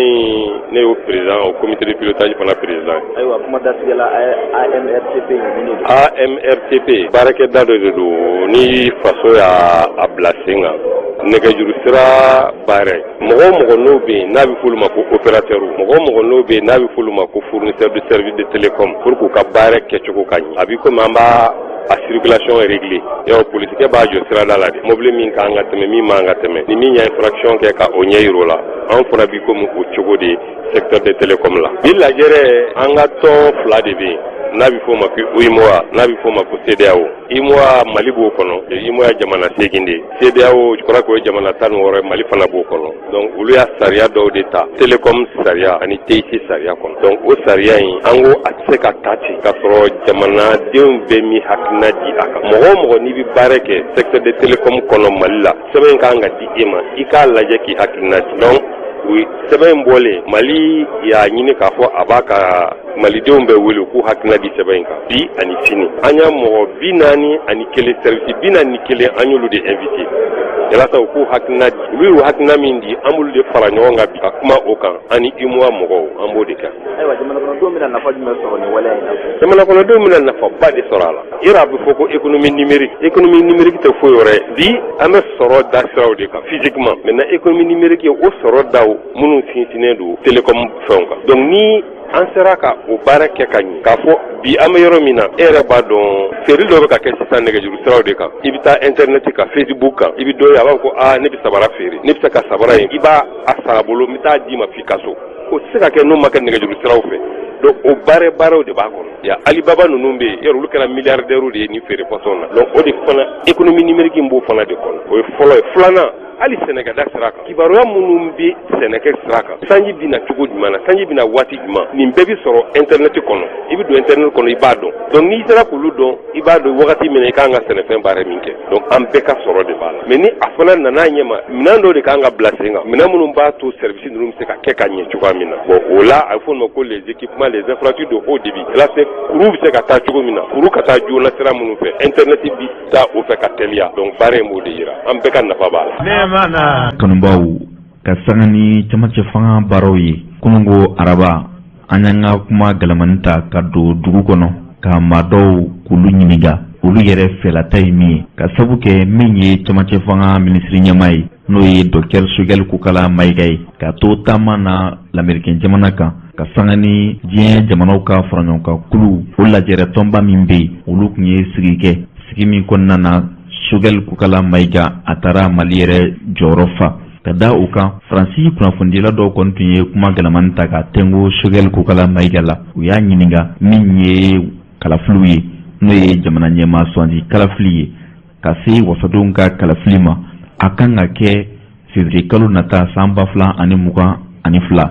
Sogɛl Kokala Mayiga ko a hakilinata ye mun ye o waleyaw kan ka da nin waleya ninnu kan marabolo ɲɛma n'o ye minisiri ɲɛma ye Dr Sogɛl Kokala Mayiga a ka jaabi kɛra min ye a ko an bɛ don min na i n'a fɔ bi n'i ko kalafili ka kɛ nin cogoya in na a gɛlɛyaw barika ka bon kosɛbɛ ka sabu kɛ hakilina ni fɛɛrɛ ni laɲini minnu kan ka ta k'a bila sen kan min bɛ se ka kɛ sababu ye kalafiliw ka kɛ ko o hakilina ninnu bɛɛ lajɛlen ma fara ɲɔgɔn kan o bɛna kɛ sababu ye sigi min fɔra n'o ye assise nationale ye n'a kan ka kɛ jamana kɔnɔna bɛɛ lajɛlen na marabolo bɛɛ lajɛlen bɛna i fɛlata fɔ nin hakilina ninnu na ko o kɔfɛ jaabi mana bɔ o kɔnɔ kalafiliw na kɛ ka sanga ni o waleya ye an ye jamana kɔnɔden dɔw ɲininka minnu ye u fɛlata fɔ min sɔrɔla o la o filɛ nin tɔgɔ Suleman Jalo. Ayiwa an y'a mɛn ko Sogɛl Kokala Mayiga a y'a jira k'a fɔ olu b'a fɛ dɔ ka se ka fara camancɛ fanga kan walasa min ye lakana baaraw ye u ka se ka kɛ kalafili ka se ka bila sen kan nka politikitɔ maa dɔw y'a jira k'a fɔ ko olu ma sɔn ma e yɛrɛ hakilinata ye min e min ye jamana kɔnɔden ye. Bon ne ye ne ɲininka ko ne ka hakilinata bon ne tɛ côté si la nka ne kɔni b'a fɛ dɔ fara ko kuma tɛ dɛ vraiment o k'a to jamana in ka basigi o de y'an ka laɲini ye. Jamana ka basigi cogo di? Ni jamana basigira mankan ni ŋunuŋunu minnu bɛ yen ani kuma dongo la attaquement fɛn ninnu ka solution ɲini la ni solution ɲini la waati min na donc min bɛ kɛ Mali kɔnɔ sɔrɔ o ka sɔrɔ ka o hakilila kɛ kelen vote bɛ sigi cogo sɔrɔ ka vote bolo da cogo ne ka hakilina ye parce que hali jugu n'i y'a ye a bɛ Mali ko la a bɛ ka jamana ko ta ka bila fɛn sen kan fara kɛ k'a dɛmɛ a bɛ se ka ɲɛ sɔrɔ cogo min na donc ni jamana ko in sigira ɲɔgɔn kan ka ban kɔfɛ a bɛ sɔrɔ ka tɛmɛ n'a ka fadenya kɛlɛ in ye mais ne kɔni bɛ min fɛ ko fara kan tɛ dɛ fo k'a to jamana ka basigi fɔlɔ. E dara la k'a fɔ min ye camancɛ fanga tigilamɔgɔ ye sɔrɔsi ninnu ani Sogɛl e dara la k'a fɔ u bɛ se ka jamana in la basigi waati natɔw la walasa kalafili ka se ka kɛ wa? Bon ne hakilina kɔni jamanadenw bɛ fara o kan ɲɔgɔn dɛmɛ parce que n'a fɔra ko dɔw bɛ dɔ la gosi yan dɔ fana bɛ dɔ la gosi yan tɛ jamana jɔ cogo ye quoi an bɛɛ ka jan an ka tɛgɛ di ɲɔgɔn ma bayi Mali tɛ dilan yɛrɛ kɔ depuis denmisɛnya kɔnɔna na an maa mɛn u b'a fɔ ko ni Mali ko ɲagamuna cogo o cogo malidenw de b'a woloma mais bi an ta kɛra ni Mali ko ɲagamuna an bɛ jɛn k'a fara fara n'a kɔrɔ ko an k'a woloma fana dɔ bɛ taa koto tɛ dɔ bɛ taa koto tɛ fɛ an k'u bila an ka jan an ka Mali ta tɛgɛ fila la n'an y'a ta tɛgɛ fila la ni Mali ka laɲini sɔrɔla donc an bɛɛ hakilila sɔrɔ an bɛ sɔrɔ n'an ka fadenya kalo ye a banna min ye lakana ko ye diɲɛ bɛɛ bɛ an fɛ Mali la o bɛɛ n'a ta lakana ma sabati Faransi kɛlɛkɛcɛw e yɛrɛ hakilina ta ye mun ye olu ka kuɲaw la bon ne tɛ Faransi dɔn tiɲɛ yɛrɛ ne kɔni t'a dɔn nka ne kɔni b'a ɲini Mali bɛ se ka basigi cogo min na u kana n'o hakilila ye san joli bɛ mɔgɔw ka yɔrɔ la hali bi yɔrɔ basigi tɛ yen bon ne kɔni tɛ se ka fɛn fɔ mais en tout cas tɛ fɛn dɔn a ma en tout cas Mali bɛ basigi cogo min na ka se ka na n'o ye Idrissa Gassama Jaabi min ye camancɛ fanga baaraw ye dɔ ka fara kan maa caman bɛ ka kuma fɔ politique tɔn maa caman fana ko k'u ma jɛnɛ e yɛrɛ hakilina ta ye mun ye e min ye jamana kɔnɔden ne hakilina ta ye min ye taɲɛ ye min ye Mali sigi la dɔ ka fara kan o de ye taɲɛ ye o de kaɲa ma fana o de ye hɛrɛ mais n'an y'a kɛ n b'a fɛ fɛn kana fara kan a ka kɛ sisan élection ka kɛ fɛn dɔ de tiɲɛna a tiɲɛni fanga ka bon i n'a fɔ mun tiɲɛ bon baara foyi tɛna kɛ i n'a fɔ komi a kɛcogo la ni dɔ farala transition kan b'a fɛ donc baara minnu ka kan ka kɛ ladiriya yɛrɛ kɔnɔna la ani yeta minnu ka kan ka ye pour que n b'a fɛ pour que jamana yɛrɛ ka basigi n'a transition kɛra sisan n b'a fɛ donc olu si tɛ se ka ye donc o ye baara segin a kɔfɛ quoi e dara la k'a fɔ camancɛ fanga bɛ minnu bolo n'o ye finitigilakaw ye o bɛ se ka camancɛ fanga in kɛ k'a ɲɛ walasa basigi ni lakana ka sabati wa n'a tor'u bolo n b'a fɛ a bɛ ɲɛ mais n'a ma t'u bolo a tɛ ɲɛ dɛ an k'a t'u bolo n b'a fɛ donc an hakilina n'o hakilina an k'u kɛ kelen ye quoi donc a bɛ ɲɛ quoi i ka kumakan laban ka ɲɛsin jamana kɔnɔdenw ma bɛn bɔliyaw la bɛn labɛnw na n b'a fɛ maliyɛnden bɛɛ lajɛlen ne ka hakilina ye min ye donc an k'an hakiliw fara ɲɔgɔn kan k'an hakili kɛ kelen ye an k'an tɛgɛ di ɲɔgɔn ma ka dusukolo kɛ kelen ye donc baara bɛ ɲɛ quoi ne tɔgɔ ye Isia ka ca n bɛ fɛ k'a dɔn min ye camancɛ fanga janya ye an ka marabolo ɲɛmaa Dr Sogɛl Kokala Mayiga a kumana kan a ko laɲini min b'o la u b'a fɛ dɔ ka fara ka jamana ka basigi nka politique tɔn maa caman ko olu ma jɛn'a ye e min ye jamana kɔnɔden e hakilina ta ye mun ye bon i ka ɲininkali ne bɛ nin ɲininkali n b'a ye cogoya wɛrɛ de la parce que an bɛ lahalaya mun kɔnɔ n'o ye transition ye f'an k'a dɔn mun y'an se yan nɔ an ka o leçon de tirer fɔlɔ parce que transition ye rupture de o wagati de ye ka baara minnu n'o o tun bɛ kɛ a essayer k'o jɔ ka sɔrɔ ka taabolo kura di jamana ma bon o taabolo kura o laɲini o de bɛ na ni c'est à dire transition baaraw ye o de la a bɛ fɔ ko légitimité légalité o gɛlɛya caman nana o kumaw kɛra an tɛmɛn'o bɛɛ kan bon ni kuma nana bi ko ka dɔ fara transition délai kan ou bien ka dɔ bɔ transition a ka délai ka to a cogo la ne b'a ye ɲininkali man ka kɛ yen yɔrɔ la parce que ne ka faamuyali la dɔ ka fara a kan dɔ kana fara a kan peu importe o si tɛ problème ye mais est ce que an bɛ lahalaya mun kɔnɔ o lahalaya ani transition yɛrɛ ye taabolo mun ta est ce que an ka lafiya bɛ o de la o de basigi bɛ o de kɔnɔ donc an kan ka ɲininkali kɛ yen de fɔlɔ k'o de jate minɛ k'o ɲini k'o dɔn o de ka nɔgɔn an k'a fɔ ko an b'an focaliser dɔ ka fara a kan dɔ kana fara a kan dɔ ka fara a kan ne b'a ye k'a fɔ o ka kan bi parce que an bɛ lahalaya dɔ kɔnɔ bi n'i ye jateminɛ kɛ an ye kalo 8 ɲɔgɔn an y'o perdi bandaw ka ko la an kun ma taa yɔrɔ la mais bon gouvernement yɛlɛmali kana se sisan ma ani Asimi kɛlen président ye fo bi an y'a ye kow bɛ ka bouger mais a bɛ ka taa sansi jumɛn fɛ i bɛna ye furugu caman kɛra o la population ni ɲɔgɔn cɛ a nin taabolo man d'anw ye nin ka d'anw ye mais peu importe o tɛ an bɛ cogo min na bi est ce que kunu de ka fisa bi ye ou bien bi de ka fisa kunu ye bɛɛ kan k'i yɛrɛ ɲininko de la ka sɔrɔ k'a dɔn n'a sɔrɔla nin taabolo ye an ka basigi b'o la n'a sɔrɔla nin taabolo ye an bɛ basigi sɔrɔ a la an b'a sɔrɔ a la ka bɛn waati jumɛn ma an bɛ se k'olu délaiw défini k'olu ɲɛdɔn n'a kan ka jɔ de fana ka fɔ an ka don élection na ka fanga kura sigi légitime sigi comme ça ka o baara tɔw fana dafa parce que transition yɛrɛ ale bɛ na a bɛ au moins c'est à dire élément de base de bila sen kan o élément de base ninnu o b'a to ni fanga mana sigi démocratie kɔnɔna la ka fanga di légitime ma donc o b'o o baaraw de kɛ ka se ka jamana ka basigi ni jamana ka développement ko sabati mais est ce que olu kɛra fɔlɔ wa donc ɲininkali bɛ kɛ yen de ni dɔ ka fara a kan dɔ kana fara a kan an b'a évaluer de an bɛ cogo min na bi basigi bɛ ka na walima kow bɛ ka lafiya bɛ ka na jamana kɔnɔdenw kan an b'o de ɲɛɲini k'o dɔn fɔlɔ jamana kɔnɔden fanba bɛ min fɔ caman bɛ jugement kɛ ni sentiment de mais an k'a lajɛ an ka jugement kɛ avec la raison o de b'a to an bɛ se ka jamana ye ni kisi an ka bɔ mɔgɔko la mɔgɔw burujali an k'o dabila an k'a lajɛ jamana in yɛrɛ a bɛ cogo di bi an bɛ se ka an yɛrɛ sɔrɔ a kɔnɔ cogo min na en tant que malien an ka dignité ye mun ye an yɛrɛ ka honneur bɛ mun de la an k'o de ɲini k'o dɔn o de ka fisa. Min y'a sisi sigikafɔ o baara in e hakilinata ye mun ye o la. bon sigikafɔ kɔni ye wajibi de ye o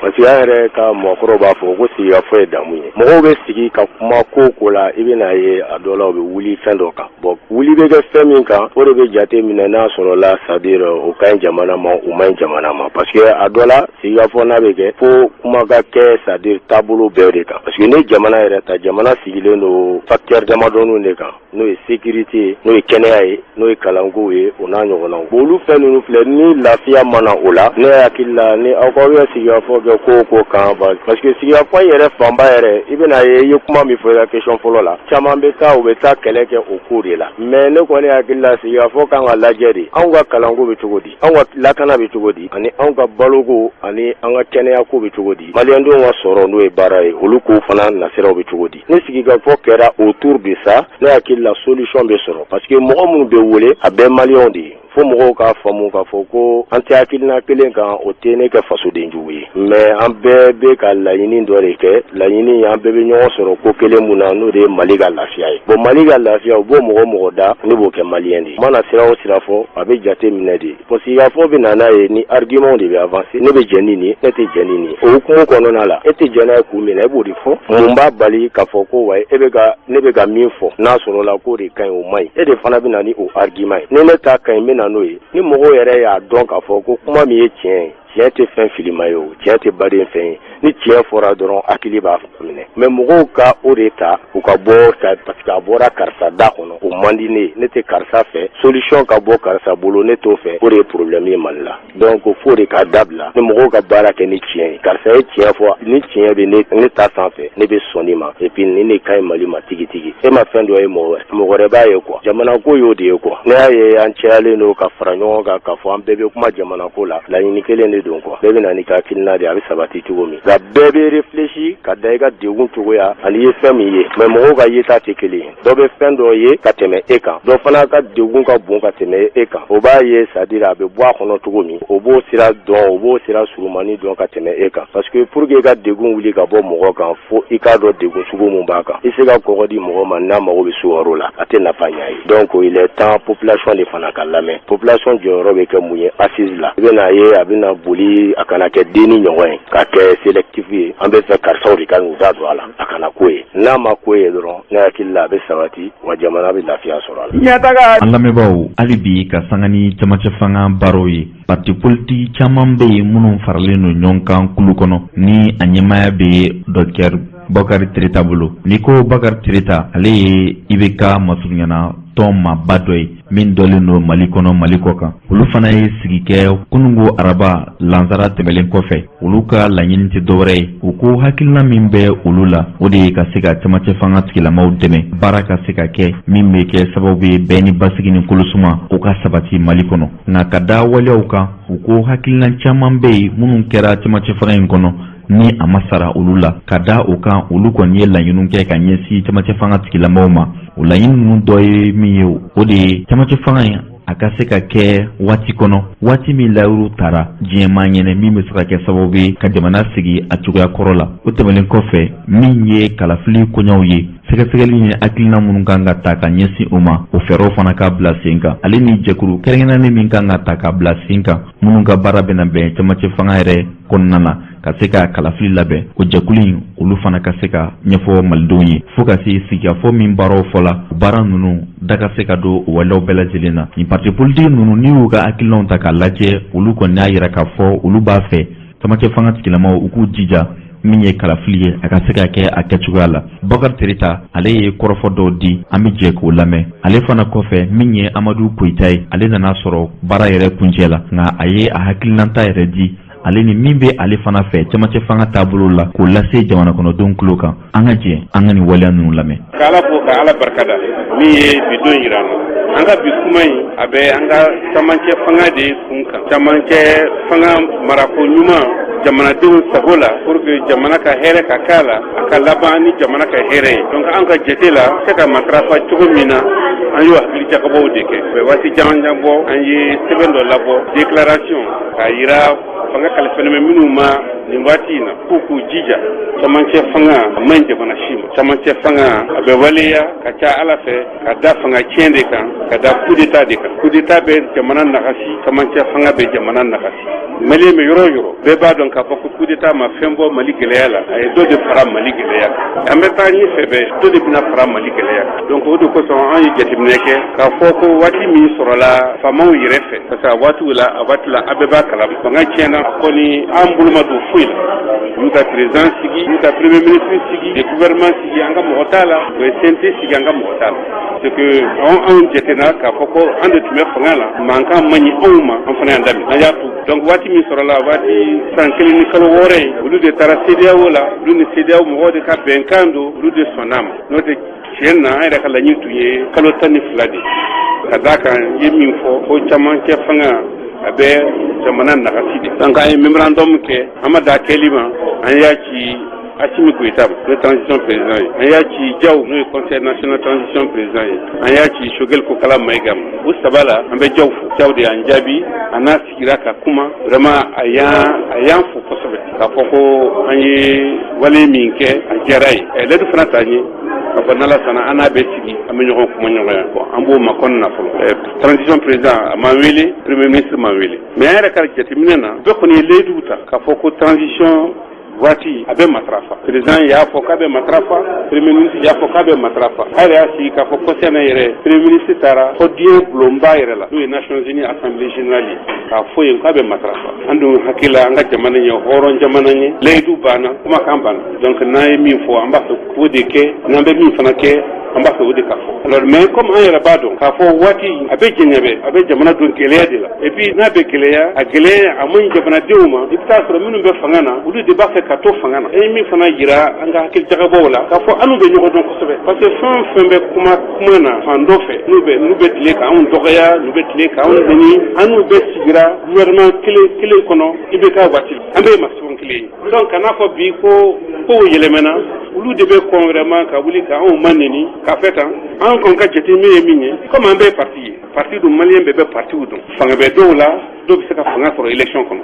fanga tɛ dɔw la dɔw bɛ se ka fanga sɔrɔ élection kɔnɔ maliyɛn dun an bɛɛ dun ka laɲini de kɛra an ka constitution sɛbɛn constitution na fanga tɛ ɲini ni kɛlɛ ye fanga tɛ ɲini ni mugu ni kisɛ ye fanga bɛ ɲini élection de donc comme fanga tiɲɛna fanga ma ɲi jamana ma a bɛ jamana nagasi an ka bɛn ka jamana dɛmɛ an ka segin situation normale la anw ka laɲini ma yɛlɛmɛ o kamana daminɛ fɔ sisan an ka sigi ye kelen de an ka laɲini ye kelen de ka transition waati min dira transition ma k'o matarafa jamana ka hɛrɛ b'o de o de y'an ka laɲini ye. wala bamananw ko ko dugutigi kɔrɔ o tɛ dugu ɲalen fɛ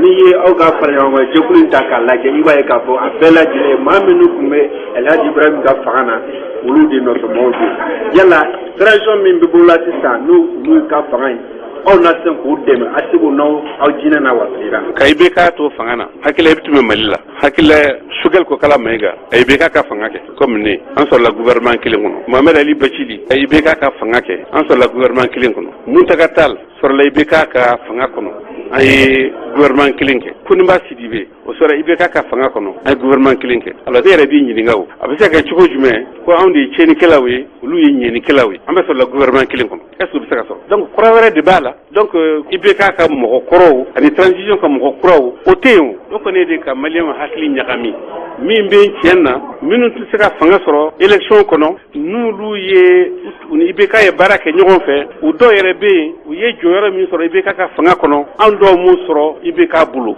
maintenant u y'a ye fanga bɛna tiɲɛ waati min na olu teriyara ka bɔ fanga kɔnɔ ka na kɛ fanga sɔsɔlibagaw ye o peut-être que ko bɛɛ ye Ala de bolo Ala de bɛ fanga di maa ma Ala de bɛ fanga bɔsi maa la Ala ye IBK ka fanga dan sira la Ala y'u garisɛgɛ wuli nana transition na mais o t'a bali donc a juguya t'an na a koniya t'an na ni anw sɔnnen don ko Ala de ye IBK ka fanga ban min jara Ala ye o jara anw fana ye donc o de y'an ka. monsieur le ministre salamu aleykum rahmatulah. waaleykum salam. ayiwa min ye parti politique dɔw ye u farala ɲɔgɔn kan bi min ye cɛmancɛ fanga ta cogoya ye u fɛla ta fɔ an bɛ fɛ ka dɔn e yɛrɛ hakilinata jumɛn bɛ la ka ɲɛsin waleya in ma. n bɛ an ka parti politique ɲɛmɔgɔw fo o wale ɲuman dɔn k'a ɲɛfɔ jamanadenw ye k'a fɔ an ma fara k'a fɔ k'an bɛ transition juguya la an ma fara ɲɔgɔn kan k'a fɔ k'an bɛ gɛlɛya se transition ma au contraire an farala ɲɔgɔn kan an bɛ transition dɛmɛ cogo min na parce que n'an ye transition dɛmɛ ni transition réussira Mali de ka kunna wolo bɔ la Mali de ka basigi bɔ la surtout an bɛ gɛlɛya min kɔnɔna na bi an an bɛ lakanabaliya kɔnɔna na gɛlɛya caman b'a jamana nin kɔnɔ bi an bɛ yɔrɔ min na bi diɲɛ kelen bɛ k'i kɔ don an na dɔɔni parce que an yɛrɛ bɛ organisation min kɔnɔ n'an b'a fɔ ma CEDEAO an t'o kɔnɔ bilen o dun créé la an fɛ yan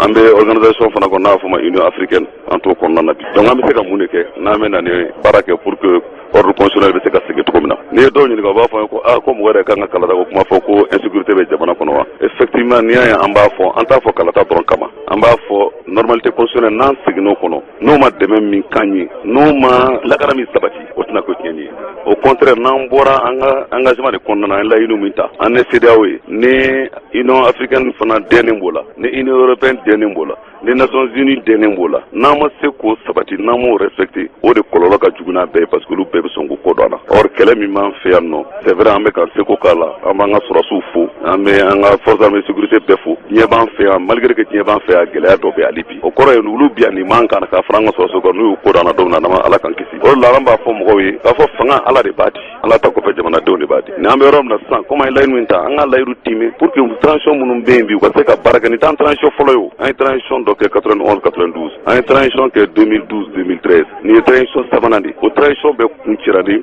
kuncɛko ɲuman ye 92 ta ni ma fili o kɛra 14 mois ye voilà 2012 2013 o kɛra 17 mois ou bien t'a dɔn 18 mois nin fana an ka 18 mois respecté n'an y'a respecté a bɛna dɔn transition ɲɛmɔgɔw ye n'o ye président transition n'o ye premier ministre CNT mɔgɔw a na dɔn kalo 18 minɛn kun da jiginna jamana kɔnɔ u nana gɛlɛyaw dɔw nana u sera ka baara kɛ u ye Mali lasegin diɲɛ kɔnɔ u ye Mali lasegin normalité constitution kɔnɔ min b'a to Mali fana bɛ se ka dɛmɛ sɔrɔ pour que an bɛ terrorisme ni kɛlɛ cogo min na min b'a jira k'a fɔ an se bɛ yen n y'a fɔ n ko bɛɛ bɛ yan i b'a ye Barkhane bɛ yan G5 Sahel bɛ yen MINUSMA bɛ yen nɔ donc ça veut dire que diɲɛ b'an dɛmɛna de pour que an ka bɔ a kɔnɔ a ma nɔgɔn k'a fɔ fana fɛn dɔw fɔra ko Assisi ko bɛ kɛla organe unique ko a bɛɛ la an y'a hakilina fɔ a la k'a fɔ an ka jamana ye sikafɔ jamana ye o ye tiɲɛ ye sikafɔ ye damu ye ko to ɲɔgɔn ta la o bɛ karatabugu bɛ si la mais an ko an ye transition kelen kɔnɔ an ye concertation nationale kɛ jamanaden bɛɛ bɛ se k'a fɔ k'u da don o la o conseil national kɛlen o tɛ san fila bɔ o kɛra coup d'état kɔfɛ 2020 kɔrɔ o ye charte dilan mun n'an bila tuguni k'an bɛna taa tuguni ko ka taa assise wɛrɛ kɛ tuguni ko ka taa miliyari 2 ni miliyɔn 500 ta ko k'o dɔ la ko refondation oui refondation c'est vrai an bɛ se ka hakilina fara tɔw kan Mali kura an b'o dilan cogo min na u yɛrɛ ka kuma don min yɛrɛ ye refondation kuma fɔ hakilina bɔra min na n'o ye premier ministre Modibo Sidibe ye ale yɛrɛ ka kumaw la a ye communiqué dɔ signé parrainant ka ɲɔgɔn ye la a ko ale ye refondation min fɔ n'a assise bɛ ka fɔ nin ye tan nɔ ko tɛ kelen ye corps unique de gestion des élections premier ministre yɛrɛ ko k'an bɛɛ kun jɛlen don n'a ye effectivement an bɛɛ kun jɛlen don n'a ye mais Mali nin y'an bɛɛ de ta ye fanga dɔ bɛ kɛ o b'a se kɛ dɔ wɛrɛ bɛ dɔ dilan k'a ta kɛ denni kɔnɔ a fɔra k'an k'a dilan nka denni kun k'a ma an k'a dilan yanni i bɛ k'a ka fanga ban o kun bɛ ban 2023 gɛlɛya nana min kɛra 18 jours bɛɛ y'o ye o fana kɔfɛ ministre de la territorial an ka foli b'a yɔrɔ min bɛ hali bi Abdoulaye Mayiga a y'an wele a kuma an ye organiser ko kuma fɔ an ko n'an b'a fɛ k'a dilan pour que a ka kɛ fɛn ye min bɛ se ka structure tɔw jɔyɔrɔ ta n'a y'u jɔyɔrɔ ta a bɛ an ka kalataw lajɛya an bɛɛ bɛ sɔn a ma a kuma a fɔra an ye anw nana sisan nɔ a y'a to an ka premier ministre a k'a ka feuille de route présenter CNT ɲɛkɔrɔ o kɛlen premier ministre ko c'est vrai organiser ko kuma fɔra nka waati min tora n'an b'a fɔ ko waati respecté n'an ko k'an b'a dilan sisan nɔ ka kalata kɛnɛ n'a ma gɛlɛya min na sisan ma a tɛna se k'o hɛrɛ las'a ma an y'a atelier kɛ tuguni an ko bon n'o don pour que ne fanga kura min nalen transition bannen o fanga kura kana fɔ k'a b'i ban ka organe unique sigi transition ye waati min ye o ye opposition tɛ yen majorité tɛ yen o ye jamanadenw de ta ye an ka a bɛ dilan cogo min na n'a fɔ tubabu kan na a texte ko adopté a modalité de fonctionnement k'o fara o taw la a composition an k'o bɛɛ dilan donc ne fanga kura nana o b'a dɔn à partir de maintenant kala bɛ taa nin de maintenant rapport kɔnɔna na a fɔra structure minnu bɛ administration territoriale ne ko administration territoriale le ma élection organisée en 2013 ala ka hinɛ Sumala Sise la n'a wulila ka taa i bɛ k'a fɔ wa administration territoriale le ma élection organisée en 92 ATT ala ka hinɛ ani Zumana Sako a jaabi ala ka hinɛ Cɛwole Mɔdu Konate a ma sɔn a ma wa an bɔra élection min na n'a fɔra ko élection mankan de bɛ ko na ni coup d'état ye an bɔra élection min na tan n'o ye législatif ye n'o ye député kalata ye administration territoriale ye min organisé ne y'o jaabiw di n'a bɔra yɔrɔ damadɔ na yɔrɔ 55 n'a bɔra yɔrɔ 2 la a yɔrɔ 52 ne ko maliyɛn kuma sɔn bɛɛ jaabi ma cour constitutionnelle de ka jaabi o nana yɛlɛmani yɔrɔ dɔw la i y'a fɔ commune 1 ani commune 5 ani commune 6 ani Kati ani Buguni ani Sikaso o nana ni gɛlɛya ye o donc ça veut dire que bakuru la n'i ye kɛmɛ o kɛmɛ ta administration sera ka organiser 95 donc fili yɛrɛ minnu na an k'a lajɛ an b'olu dɛmɛ cogo min na DGE o ye liste électorale bɛ dilan nɔ fichier électoral an bɛ se ka jateminɛ kɛ fili minnu fana bɛ y'o la k'o fana audit kɛ francophone kun y'an dɛmɛ ka audit kɛ nka n'i bɛ fɛn dilan waati o waati bɛ se ka dɔ wɛrɛ dilan fana an ko an ka CENI sigi an ka contrôle fara CENI ka mission kan n'o ye suivi évaluation ye bɛn kɛr'o kan rapport kɛr'o la Mukutara tilela Choguel premier ministre Choguel nominé an ye atelier wɛrɛ kɛ bɛnkɛnɛw fana kan a fɔra an ye ko non organe unique an ko a bɛ sigi bon an fana hakilina ye min ye est ce que organiser sigi ku de kala tari ou organiser sigi kunde k'a fɔ an y'a sigi sisan nɔ a tɛna se ka kala tari an ka dɔ fara transition kan est ce que assise ninnu kun ye an ka kuma maliko la ou bien k'a fɔ an ye malidenw fara ɲɔgɔn kan maliden bɛ sɔnna k'a fɔ ko min tora o temps permettant an ka élection an ka dɔ fara kan dɔ farali a kan a bɛ kɔlɔlɔ caya dɔ farali a ta a bɛ se ka gɛlɛya las'an ma an ka respecter n'an bɛnna an tɛna se ka élection fila bɛ kɛ ɲɔgɔn fɛ an k'a lajɛ ka présidentielle kɛ parce que présidentielle o ye circonscription électorale kelen aya gɛlɛya bɛ yan yɔrɔ la gɛlɛya bɛ yan yɔrɔ la an b'o sen bɔ la i n'a fɔ burkinabé y'a kɛ cogo min na i n'a fɔ nigériens y'a kɛ cogo min na i n'a fɔ tchadiens Idriss Déby ala ka hinɛ la élection présidentielle bɛ k'a fɛ tuma min na o y'a sɔrɔ rebelles bɛ à 200 km moins de 200 km de Djamena Boko Haram bɛ yen nɔ terroristes bɛ yen mais légitimité de kaɲi toujours olu ye élection organisée donc n'an bɛnna an bɛ se ka présidentielle organiser législative an bɛ fara ɲɔgɔn kan an b'o dilan cogo min na dɔw b'a fɔ ko a ye sécurité bɛ yen an ko à partir du moment gouvernement bɛ ka assise nationale min fɔ u y'a TDR adopté olu yɛrɛ ko ni assise nationale k'a bɛ kɛ jamanaden bɛɛ de ka ko ye k'a bɛ organiser Mali commune bɛɛ la k'a bɛ organiser Mali cercle bɛɛ la k'a bɛ organiser Mali région bɛɛ la k'a bɛ tila ka na kuncɛ Bamakɔ ni assise nationale bɛ se ka kɛ Mali commune bɛɛ la n'a bɛ se ka kɛ Mali cercle bɛɛ la n'a bɛ se ka kɛ Mali région bɛɛ la ça veut dire que élection bɛ se ka kɛ donc il y a une question de volonté politique donc an ka faama minnu bɛ yen nɔ a bɛ se k'o hakilina ka ɲi mais n'an farala ɲɔgɔn kan bɛɛ k'i hakilina fɔ an na bɛn ko kan min ka ɲi Mali ma Mali sɛgɛnna maliyɛnw sɛgɛnna malidenw an minnu bɛ an ka fara ɲɔgɔn kan an ka fara ɲɔgɔn kan an ka bɔ mɔgɔ ko la an ka bɔ fanga ko la fanga ala b'a di waati dɔn transition fanga yɛrɛ tɛ waati jan ye olu b'a fɛ ka don histoire la u ka nin kɛ ka ɲɛ l'histoire les sera reconnaissante minnu ye denmisɛnninya la waati b'u bolo hali bi Amadu Tumani Ture ala ka hinɛ la n'i y'a ye malidenw dara la 2002 ka fanga kalifa ma tuguni tubabu ka kuma na qu'on ne peut pas apprécier de nom pour ce qu'il sera mais on peut l'apprécier pour ce qu'il a été a kɛra min ye le 14 mois de la transition en 91 o de la malidenw tilara ka 100 ans après k'a fɔ bon politique mɔgɔw an bɛ taa soldat de la démocratie nɔfɛ ka na soldat de la démocratie tila ka kɛ soldat bâtisseur ye soldat du développement ye soldat du social donc an b'o de ɲini Assimi fana fɛ an b'a ɲini Choguel fana fɛ u ka taa n'a ye o sira kan olu min ko Mali kura olu min ye mouvement kɛ Mali kura tɛ se ka kɛ acte ye min Mali lase kɔ sinon n'an m'an farati n'an nana bɔ délai kɔnɔ ni CEDEAO nana dɔ fara tuguni gɛlɛya kan chef d'État y'u ka sommet kɛ dɔw b'a fɔ ko CEDEAO yɛrɛ k'a fɔ ko mɔgɔw bɛ ka sanfɛ ko CEDEAO ye min fɔ mɔgɔw k'a dɔn ko CEDEAO b'an fɛ yan n'i ye MINUSMA jateminɛ Sénégalais b'a kɔnɔ Guinéens b'a kɔnɔ Béninois b'a kɔnɔ Burkinabés b'a kɔnɔ Togolais b'a kɔnɔ o tɛ k'an dɛmɛ wa anw fana bɛ CEDEAO kɔnɔ kunun anw fana ka sɔrɔsiw taara CEDEAO tɔgɔ la ka taa dɛmɛ kɛ Sierra Leone ma CEDEAO tɔgɔ la ka taa dɛmɛ kɛ Libéria ma donc an ka b'olu kɔnɔ an ka segin an ka bolo di ɲɔgɔn ma an ka Mali bila fɛn bɛɛ sanfɛ Mali kelen de bɛ to an bɛɛ bɛ taa sini donc o de ye k'aw fɔ ka waleɲuman dɔn. Kow min ye Mali kunnafonidilaw ka jɛkulu tɔnba ye a caman farala ɲɔgɔn kan kunungo ka kunnafoniya dɔw lase jamana tigilamaw ma ale ni jamana kɔnɔdenw ma kunnafoniya nin yɛrɛ bɛ tali kɛ min kan o tɛ dɔwɛrɛ ye min ye coronavirus ye bana jugu in n'a kɛra sababu ye ka sɔrɔ caman lanagasi bana in selen an ka jamana kɔnɔ a kɛra sababu ye ka gɛlɛya caman lase Mali kunnafonidilaw ma ka da o waleyaw fana kan layiru caman fana kun taara Mali kunnafonidilaw ye a yirala k'a fɔ ko o layiru ninnu caman ma bɔ a sira fɛ ni ye waleya ninnu bɛɛ lajɛlen fana ta k'a lajɛ an bɛ don min na i n'a fɔ bi camancɛ fanga baaraw bɔ ka se ka kɛ a kalama jamana kɔnɔdenw ka dɔn diɲɛma ka dɔn a fanba o ye kunnafonidilaw de ye ka sanga ni waleya in ye kunnafonidilaw ka ɲɛmaaw ye kɔrɔfɔ dɔw ta ka ɲɛsin jamanatigiw ma ale ni jamana kɔnɔdenw ma u k'a dɔn k'a fɔ bi cɛ ni muso minnu bɛ yen ni olu bɛ kunnafoniya ɲini a sanuman k'a di jamana kɔnɔdenw ma u bɛ degun kɔnɔ jamana marabaaw ka se ka kala ta k'a don u ɲin na ka bɛn ni nin waleya ye min bɛ se ka kɛ sababu ye kunnafonidilaw ka hakɛ o ka se k'a lafasa ka sabu kɛ maa caman yɛrɛ ka kɔrɔfɔw la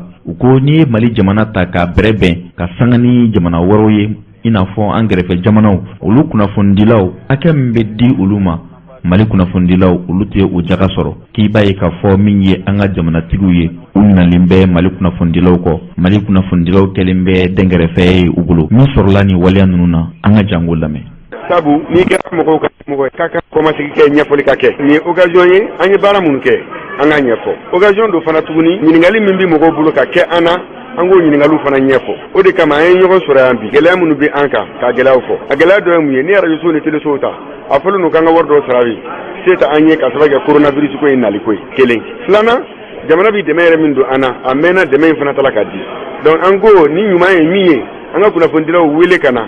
komi u yɛrɛ a laɲini cogo min na an y'aw sigi ɲɛmɔgɔya la a ye ɲɛfɔli k'an ye an bɛ niveau min na a ɲɛ ka fɔ gɛlɛya minnu bɛ an kan a ɲɛ ka fɔ solution minnu b'a la olu ɲɛ ka fɔ parce que an kuma ɲɔgɔn ka ca haki bɛ yen ministère bɛ yen primature bɛ yen i b'a sɔrɔ tuma dɔw la problème dɔ bɛ yen a bɛ haki la pour que i ka solution sɔrɔ f'i ka ministère de la communication ni ministère de finance da don a kuma na soit fo primature da ka don a kuma la bon k'a fɔ k'i bɛ o ɲɛmɔgɔw sɔrɔ k'olu fara ɲɔgɔn kan walasa olu kuma kan ka taa bɔ kelen kan ka taa fɛn kuma dɔ la a ma nɔgɔn mais hakili la nin bɔli min kelen filɛ nin a b'a to jamana ɲɛmɔgɔw k'a dɔn k'a fɔ tiɲɛ yɛrɛ la n'i y'a ninnu bɔra ka ko nka gɛlɛya de b'u kan fɛn o fɛn kan ka se k'a da don ninnu ka ko la u bɛɛ ka fara ɲɔgɔn kan an ka sigi an ka kuma a bɛ ɲɛ cogo min na an ka baara kɛ ten an b'a ɲini fɛ an ka lamɛn n'an ma lamɛn o tuma na an kan ka ci wɛrɛ min bila o ma o bila cogo n'o bila waati bɛ an bɛ min fɔ carte ko in na effectivement commission ministère an yɛrɛ ka mɔgɔw b'a kɔnɔ tant to a fɔ ko machine tiɲɛnen don bon n'i y'a ye jamana in ko ɲamina kɔsa in na gouvernement falen coup d'état donc o bɛɛ nana sababu ye ko ka bila retard la mais an bɛ min ɲini carte de presse ko ka bɔ ministère yɛrɛ bolo k'a bila ka taa haute autorité de la communication i n'a fɔ tɔw ta bɛ taa jamana tɔw ta bɛ yen niveau la cogo min na mais ni carte kura ma d'i ma kɔrɔlen bɛ di i baara kɛ n'o de ye o donc an b'a ɲinina vraiment baara ka kɛ walasa mɔgɔw ka carte ka renouveler ani minnu fana bɛ ka carte laɲini n'u n'a ka kan ka di olu ma o ko faamuyabaliya yɛrɛ to an y'aw wele fana k'a da o tulo kan an ye layidu ta k'a fɔ yan ka dilan an y'a di gafew dilan an y'a bila ka taa sɔngɛra ma a marché yɛrɛ dira entrepreneur dɔ ma wari sarala wari ma sara an tɛ sɔrɔ ko kɔni dɔn mais an ka yɔrɔ kɔni ma dilan halisa donc mun n'a ma dilan kunnafonidilaw yɛrɛ informelen filɛ nin donc kunnafoni min kan ka di o ko la a n'o kuma kan ka se lase yɔrɔ min na o ko tɔw b'aw bolo an kan ka min kɛ an y'a kɛ an kan ka min fɔ fana an y'a fɔ donc mun n'a ma kɛ halisa kuma filɛ nin bon an b'a fɛ ka min fɔ a yɔrɔ la gɛlɛya minnu bɛ an kan olu kan ka se ka solution sɔrɔ a la an ka fara ɲɔgɔn kan an k'a lajɛ walasa solution bɛ sɔrɔ problème ninnu na cogo min na o bɛɛ kun de ye walasa sigikafɔ in de ka kɛ ani jamana ɲɛmɔgɔ an ka bɛn fɛn dɔ ka minɛ nin yɛrɛ de ye tɔnsigi kun de ye ninnu ye o an ka kuma fɔ ɲɔgɔn na sinon ni téléso bɛɛ tora a dama na bɛɛ ka kuma bala ka nin bɛ wele yan fɛ nin bɛ wele yan fɛ nin bɛ kɛ yan fɛ nin bɛ kɛ yan fɛ mais n'an sigi ka kuma a bɛ dɔn k'a fɔ k'an sigilen an fana bɛ kalama an bɛ ɲɔgɔn bolo walasa an ka ko ka ɲɛnabɔ. Ne tɔgɔ ye Modibo Fofana ne ye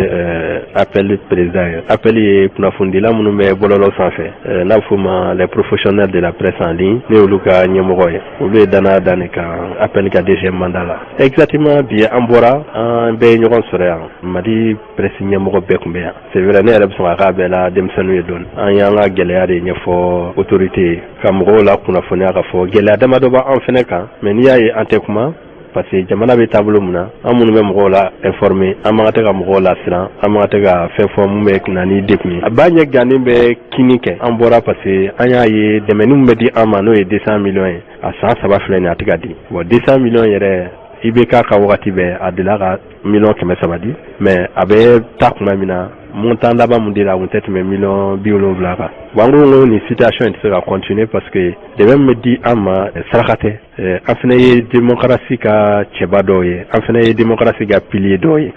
an t'an comparer parti politique la mais an bolo parti politique tɛ wuruli ji kosɛbɛ ka tɛmɛ anw presse kan parce que u ka kuma lasela ani ka jamana mobiliser ka jamana kunnafoniya an fana ka baara ye kosɛbɛ an y'a f'u ɲɛna ko promesse kun don mais promesse tɛ a kan ka kɛ sariya de ka loi ka an ka budget indexé k'an ka aide indexé budget la i n'a fɔ parti politique ta kɛlen don an ka Mali yɛrɛ de bɛ kɔfɛ fɛ ka tɛmɛ jamana tɔw kan jamana tɔw nanu inspiré Mali texte de la mais o jamana tɔw taru ka texte la baara ka tɛmɛ Mali kan e bɛ se k'a faamuya ko Côte d'Ivoire o kɔni ye première puissance économique ye a bɛ miliyari 2 de di a ka presse ma pour que ka kunnafoni jɛlen di mɔgɔw ma ka mɔgɔw la édifier Sénégal n'o ye deuxième puissance économique ye o bɛ miliyɔn 700 o de di a ka presse ma bon anw ye troisième puissance économique de mais anw bɛ dɛmɛ mun di miliyɔn 200 wa miliyɔn 200 in a tɛ di kuma bɛɛ yɛrɛ bon alors que Guinée filan kɛrɛfɛ yan nɔ Guinée bɛ miliyɔn 400 a b'o de di a ka presse ma hali Burkina bɛ anw ɲɛ bon finalement an ko an ka autorité maliyɛnw yɛrɛ de tɛ fɛ ka presse dɛmɛ parce que u bolo n'i ye presse dɛmɛ o presse kelen bɛ tila ka bila o la alors que n'i y'a faamu n'i ye presse dɛmɛ ka renforcer ani justice bɛɛ bɛ taa parce que mɔgɔw bɛ siran presse ɲɛ ka dantɛmɛ wale dɔw kɛ i n'a fɔ n'o ye corruption ni fɛnw caman ye baara kɛ kosɛbɛ ni presse ye parce que olu yɛrɛ bɛ situation min na u kan k'u yɛrɛ lacɛya u kan k'u kunnafoni ɲuman di mɔgɔw ma u kan ka mɔgɔw hakili sigi mais malheureusement je pense que u yɛrɛ t'a kalamaw bɛ bon o de y'a to an ko an bɛ devant ta ka mɔgɔw la kunnafoniya k'a fɔ vraiment ni problème bɛ an fɛnɛ da la an b'a ɲɛfɔ an ka fanga mɔgɔw ye parce que minnu bɛ sanfɛ i b'a sɔrɔ u yɛrɛ t'a kalama parce que information tɛ s'u ma régulièrement mais an kɔni b'an profiter an ka téléw n'an ka radio n'an ka site d'internet la ka nin message d'u k'a fɔ vraiment u kana an ye comme anw ye u jugu ye mais peut-être an y'u dafalan de et an tɛ jamana cila ye d'ailleurs an bɛ jamana jɔ de kɛ généralement surtout an bɛ waati min na bi bi in na bɛɛ b'a dɔn k'a fɔ Mali ni jamanaba dɔw bɛ yen Mali n'u bɛ ɲɔgɔn lajɛ ni ɲɛ kelen ni o jamana in dun na média min b'u bolo média fangabaw de b'u la ni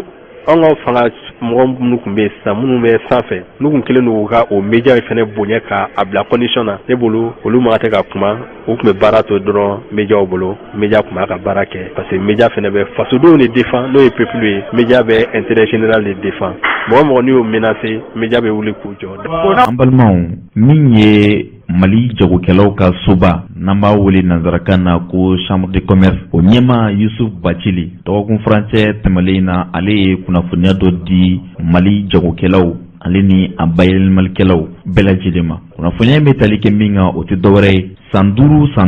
sigi dɔ bɛ kɛ diɲɛ jamanaba dɔ kɔnɔ. Sigi min kɔnɔna na wele bɛ bila maa caman ma bɛɛ lajɛlen ka na i hakilinata yira min bɛ se ka kɛ sababu ye ka se ka jamanaw sɔrɔ k'u lataa ɲɛ. Hakilina yɛrɛ y'a yira k'a fɔ ɲinanta o bɛna kɛ Dubayi jamana kan jamana 100 ani jamana 92 olu de semina ye nin waleya in na kalo 6 ɲɔnbɔɲɔnko kɔnɔna na ka sanga n'o ye Yusuf Bacili a y'a lada malidenw tulo kan k'a fɔ baara ninnu bɛna daminɛ octobre kalo tile fɔlɔ a ka kan Mali jagokɛlaw ani Mali bayɛlɛmalikɛlaw olu ka se ka wulikajɔw kɛ u ka se ka ye nin kɛnɛ kan ka taa an ka jamana yɛrɛ jɔyɔrɔ fa ka sabu kɛ an bɛ don min na i n'a fɔ bi Mali jɔyɔrɔ ka bon kosɛbɛ diɲɛ kɔnɔ jago yɛrɛ koɲɛw la. Yusuf Bacili chambre de commerce président a ye kɔrɔfɔ minnu fɔ o filɛ nin ye. Bon comme diɲɛ jamana baw ni jamana développerenw u bɛ to ka manifestation dɔ organiser san duuru o san duuru u b'a fɔ ko exposition dernier temps in kɛra Milan mais depuis 2013 plutôt Dubaï ye candidat dɔ kɛ k'a fɔ k'olu b'a fɛ ka organiser 2020 u b'a wele ko exposition universelle Dubaï 2020 donc salon Covid-19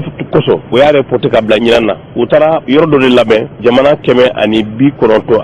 bɛnna ɲɔgɔn sɔrɔ yɔrɔ min na kalo 6 kɔnɔ u ye volet damadɔ k'a la mais Mali ye volet dɔ de choisi u b'a fɔ ma ko opportunité an bɛ se ka lakodɔn cogo di ka baarakɛ ɲɔgɔnya ka partenariat noué an ni investisseurs cɛ a ka kan n'o o bɛna daminɛ kalo wɛrɛ rencontre dɔ ka kɛ ka mɔgɔw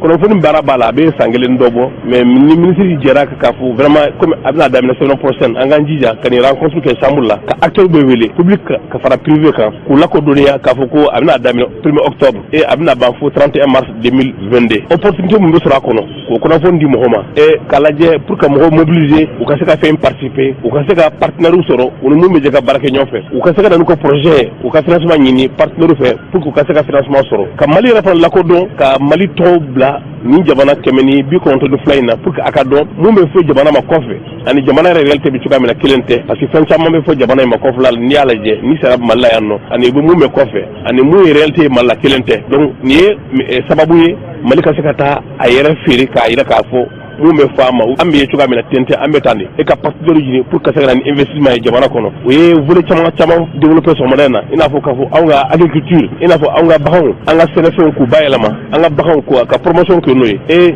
ji caman b'an fɛ i n'a fɔ y'a fɔ cogoya min na baji 2 bɛ yan fleuve Niger bɛ yan fleuve Sénégal bɛ yan ka taa nin yira diɲɛ maaw la bi bɛɛ b'a la k'a fɔ ni dugukolo bɛ yen ni ji bɛ yen n'i ko k'i bɛ fɛn fɛn kɛ bi pour que la développement ye a bɛ se ka kɛ sababu ye i b'a ɲɛ sɔrɔ welewele mun bɛ ne bolo ka ɲɛsin secteur public ani privé ma parce que n'i y'a lajɛ fɛn in tɛ privé gansan ye public b'a la privé b'a la état ministère fɛn fɛn bɛ yen nɔ projet bɛ mɔgɔ bolo ministère ninnu na u k'a essayer k'a labɛn privé projet bɛ mɔgɔ bolo u k'a essayer k'a labɛn journée kalo 6 don o don journée dɔ de bɛ yen kalo 6 don o don journée dɔ de bɛ yen donc a ka kan ni mɔgɔ ka taa u pɛrɛlen n'u ka projet pour ka ɲini ka financement ɲini mɔgɔ dɔ fɛ ou ka partenaire ɲini mɔgɔ dɔ fɛ u ka na u ka jɛ ka baara in kɛ ɲɔgɔn fɛ an ka welewele bɛ ka vraiment mɔgɔ k'u mobiliser kosɛbɛ ka fɛn ta sɔbɛ la k'u ka fɛnw labɛn u ka na chambre la hali mun ka idée projet ma ban an b'u dɛmɛ k'a monter u ka se ka taa n'a ye Dubaï. Kulubali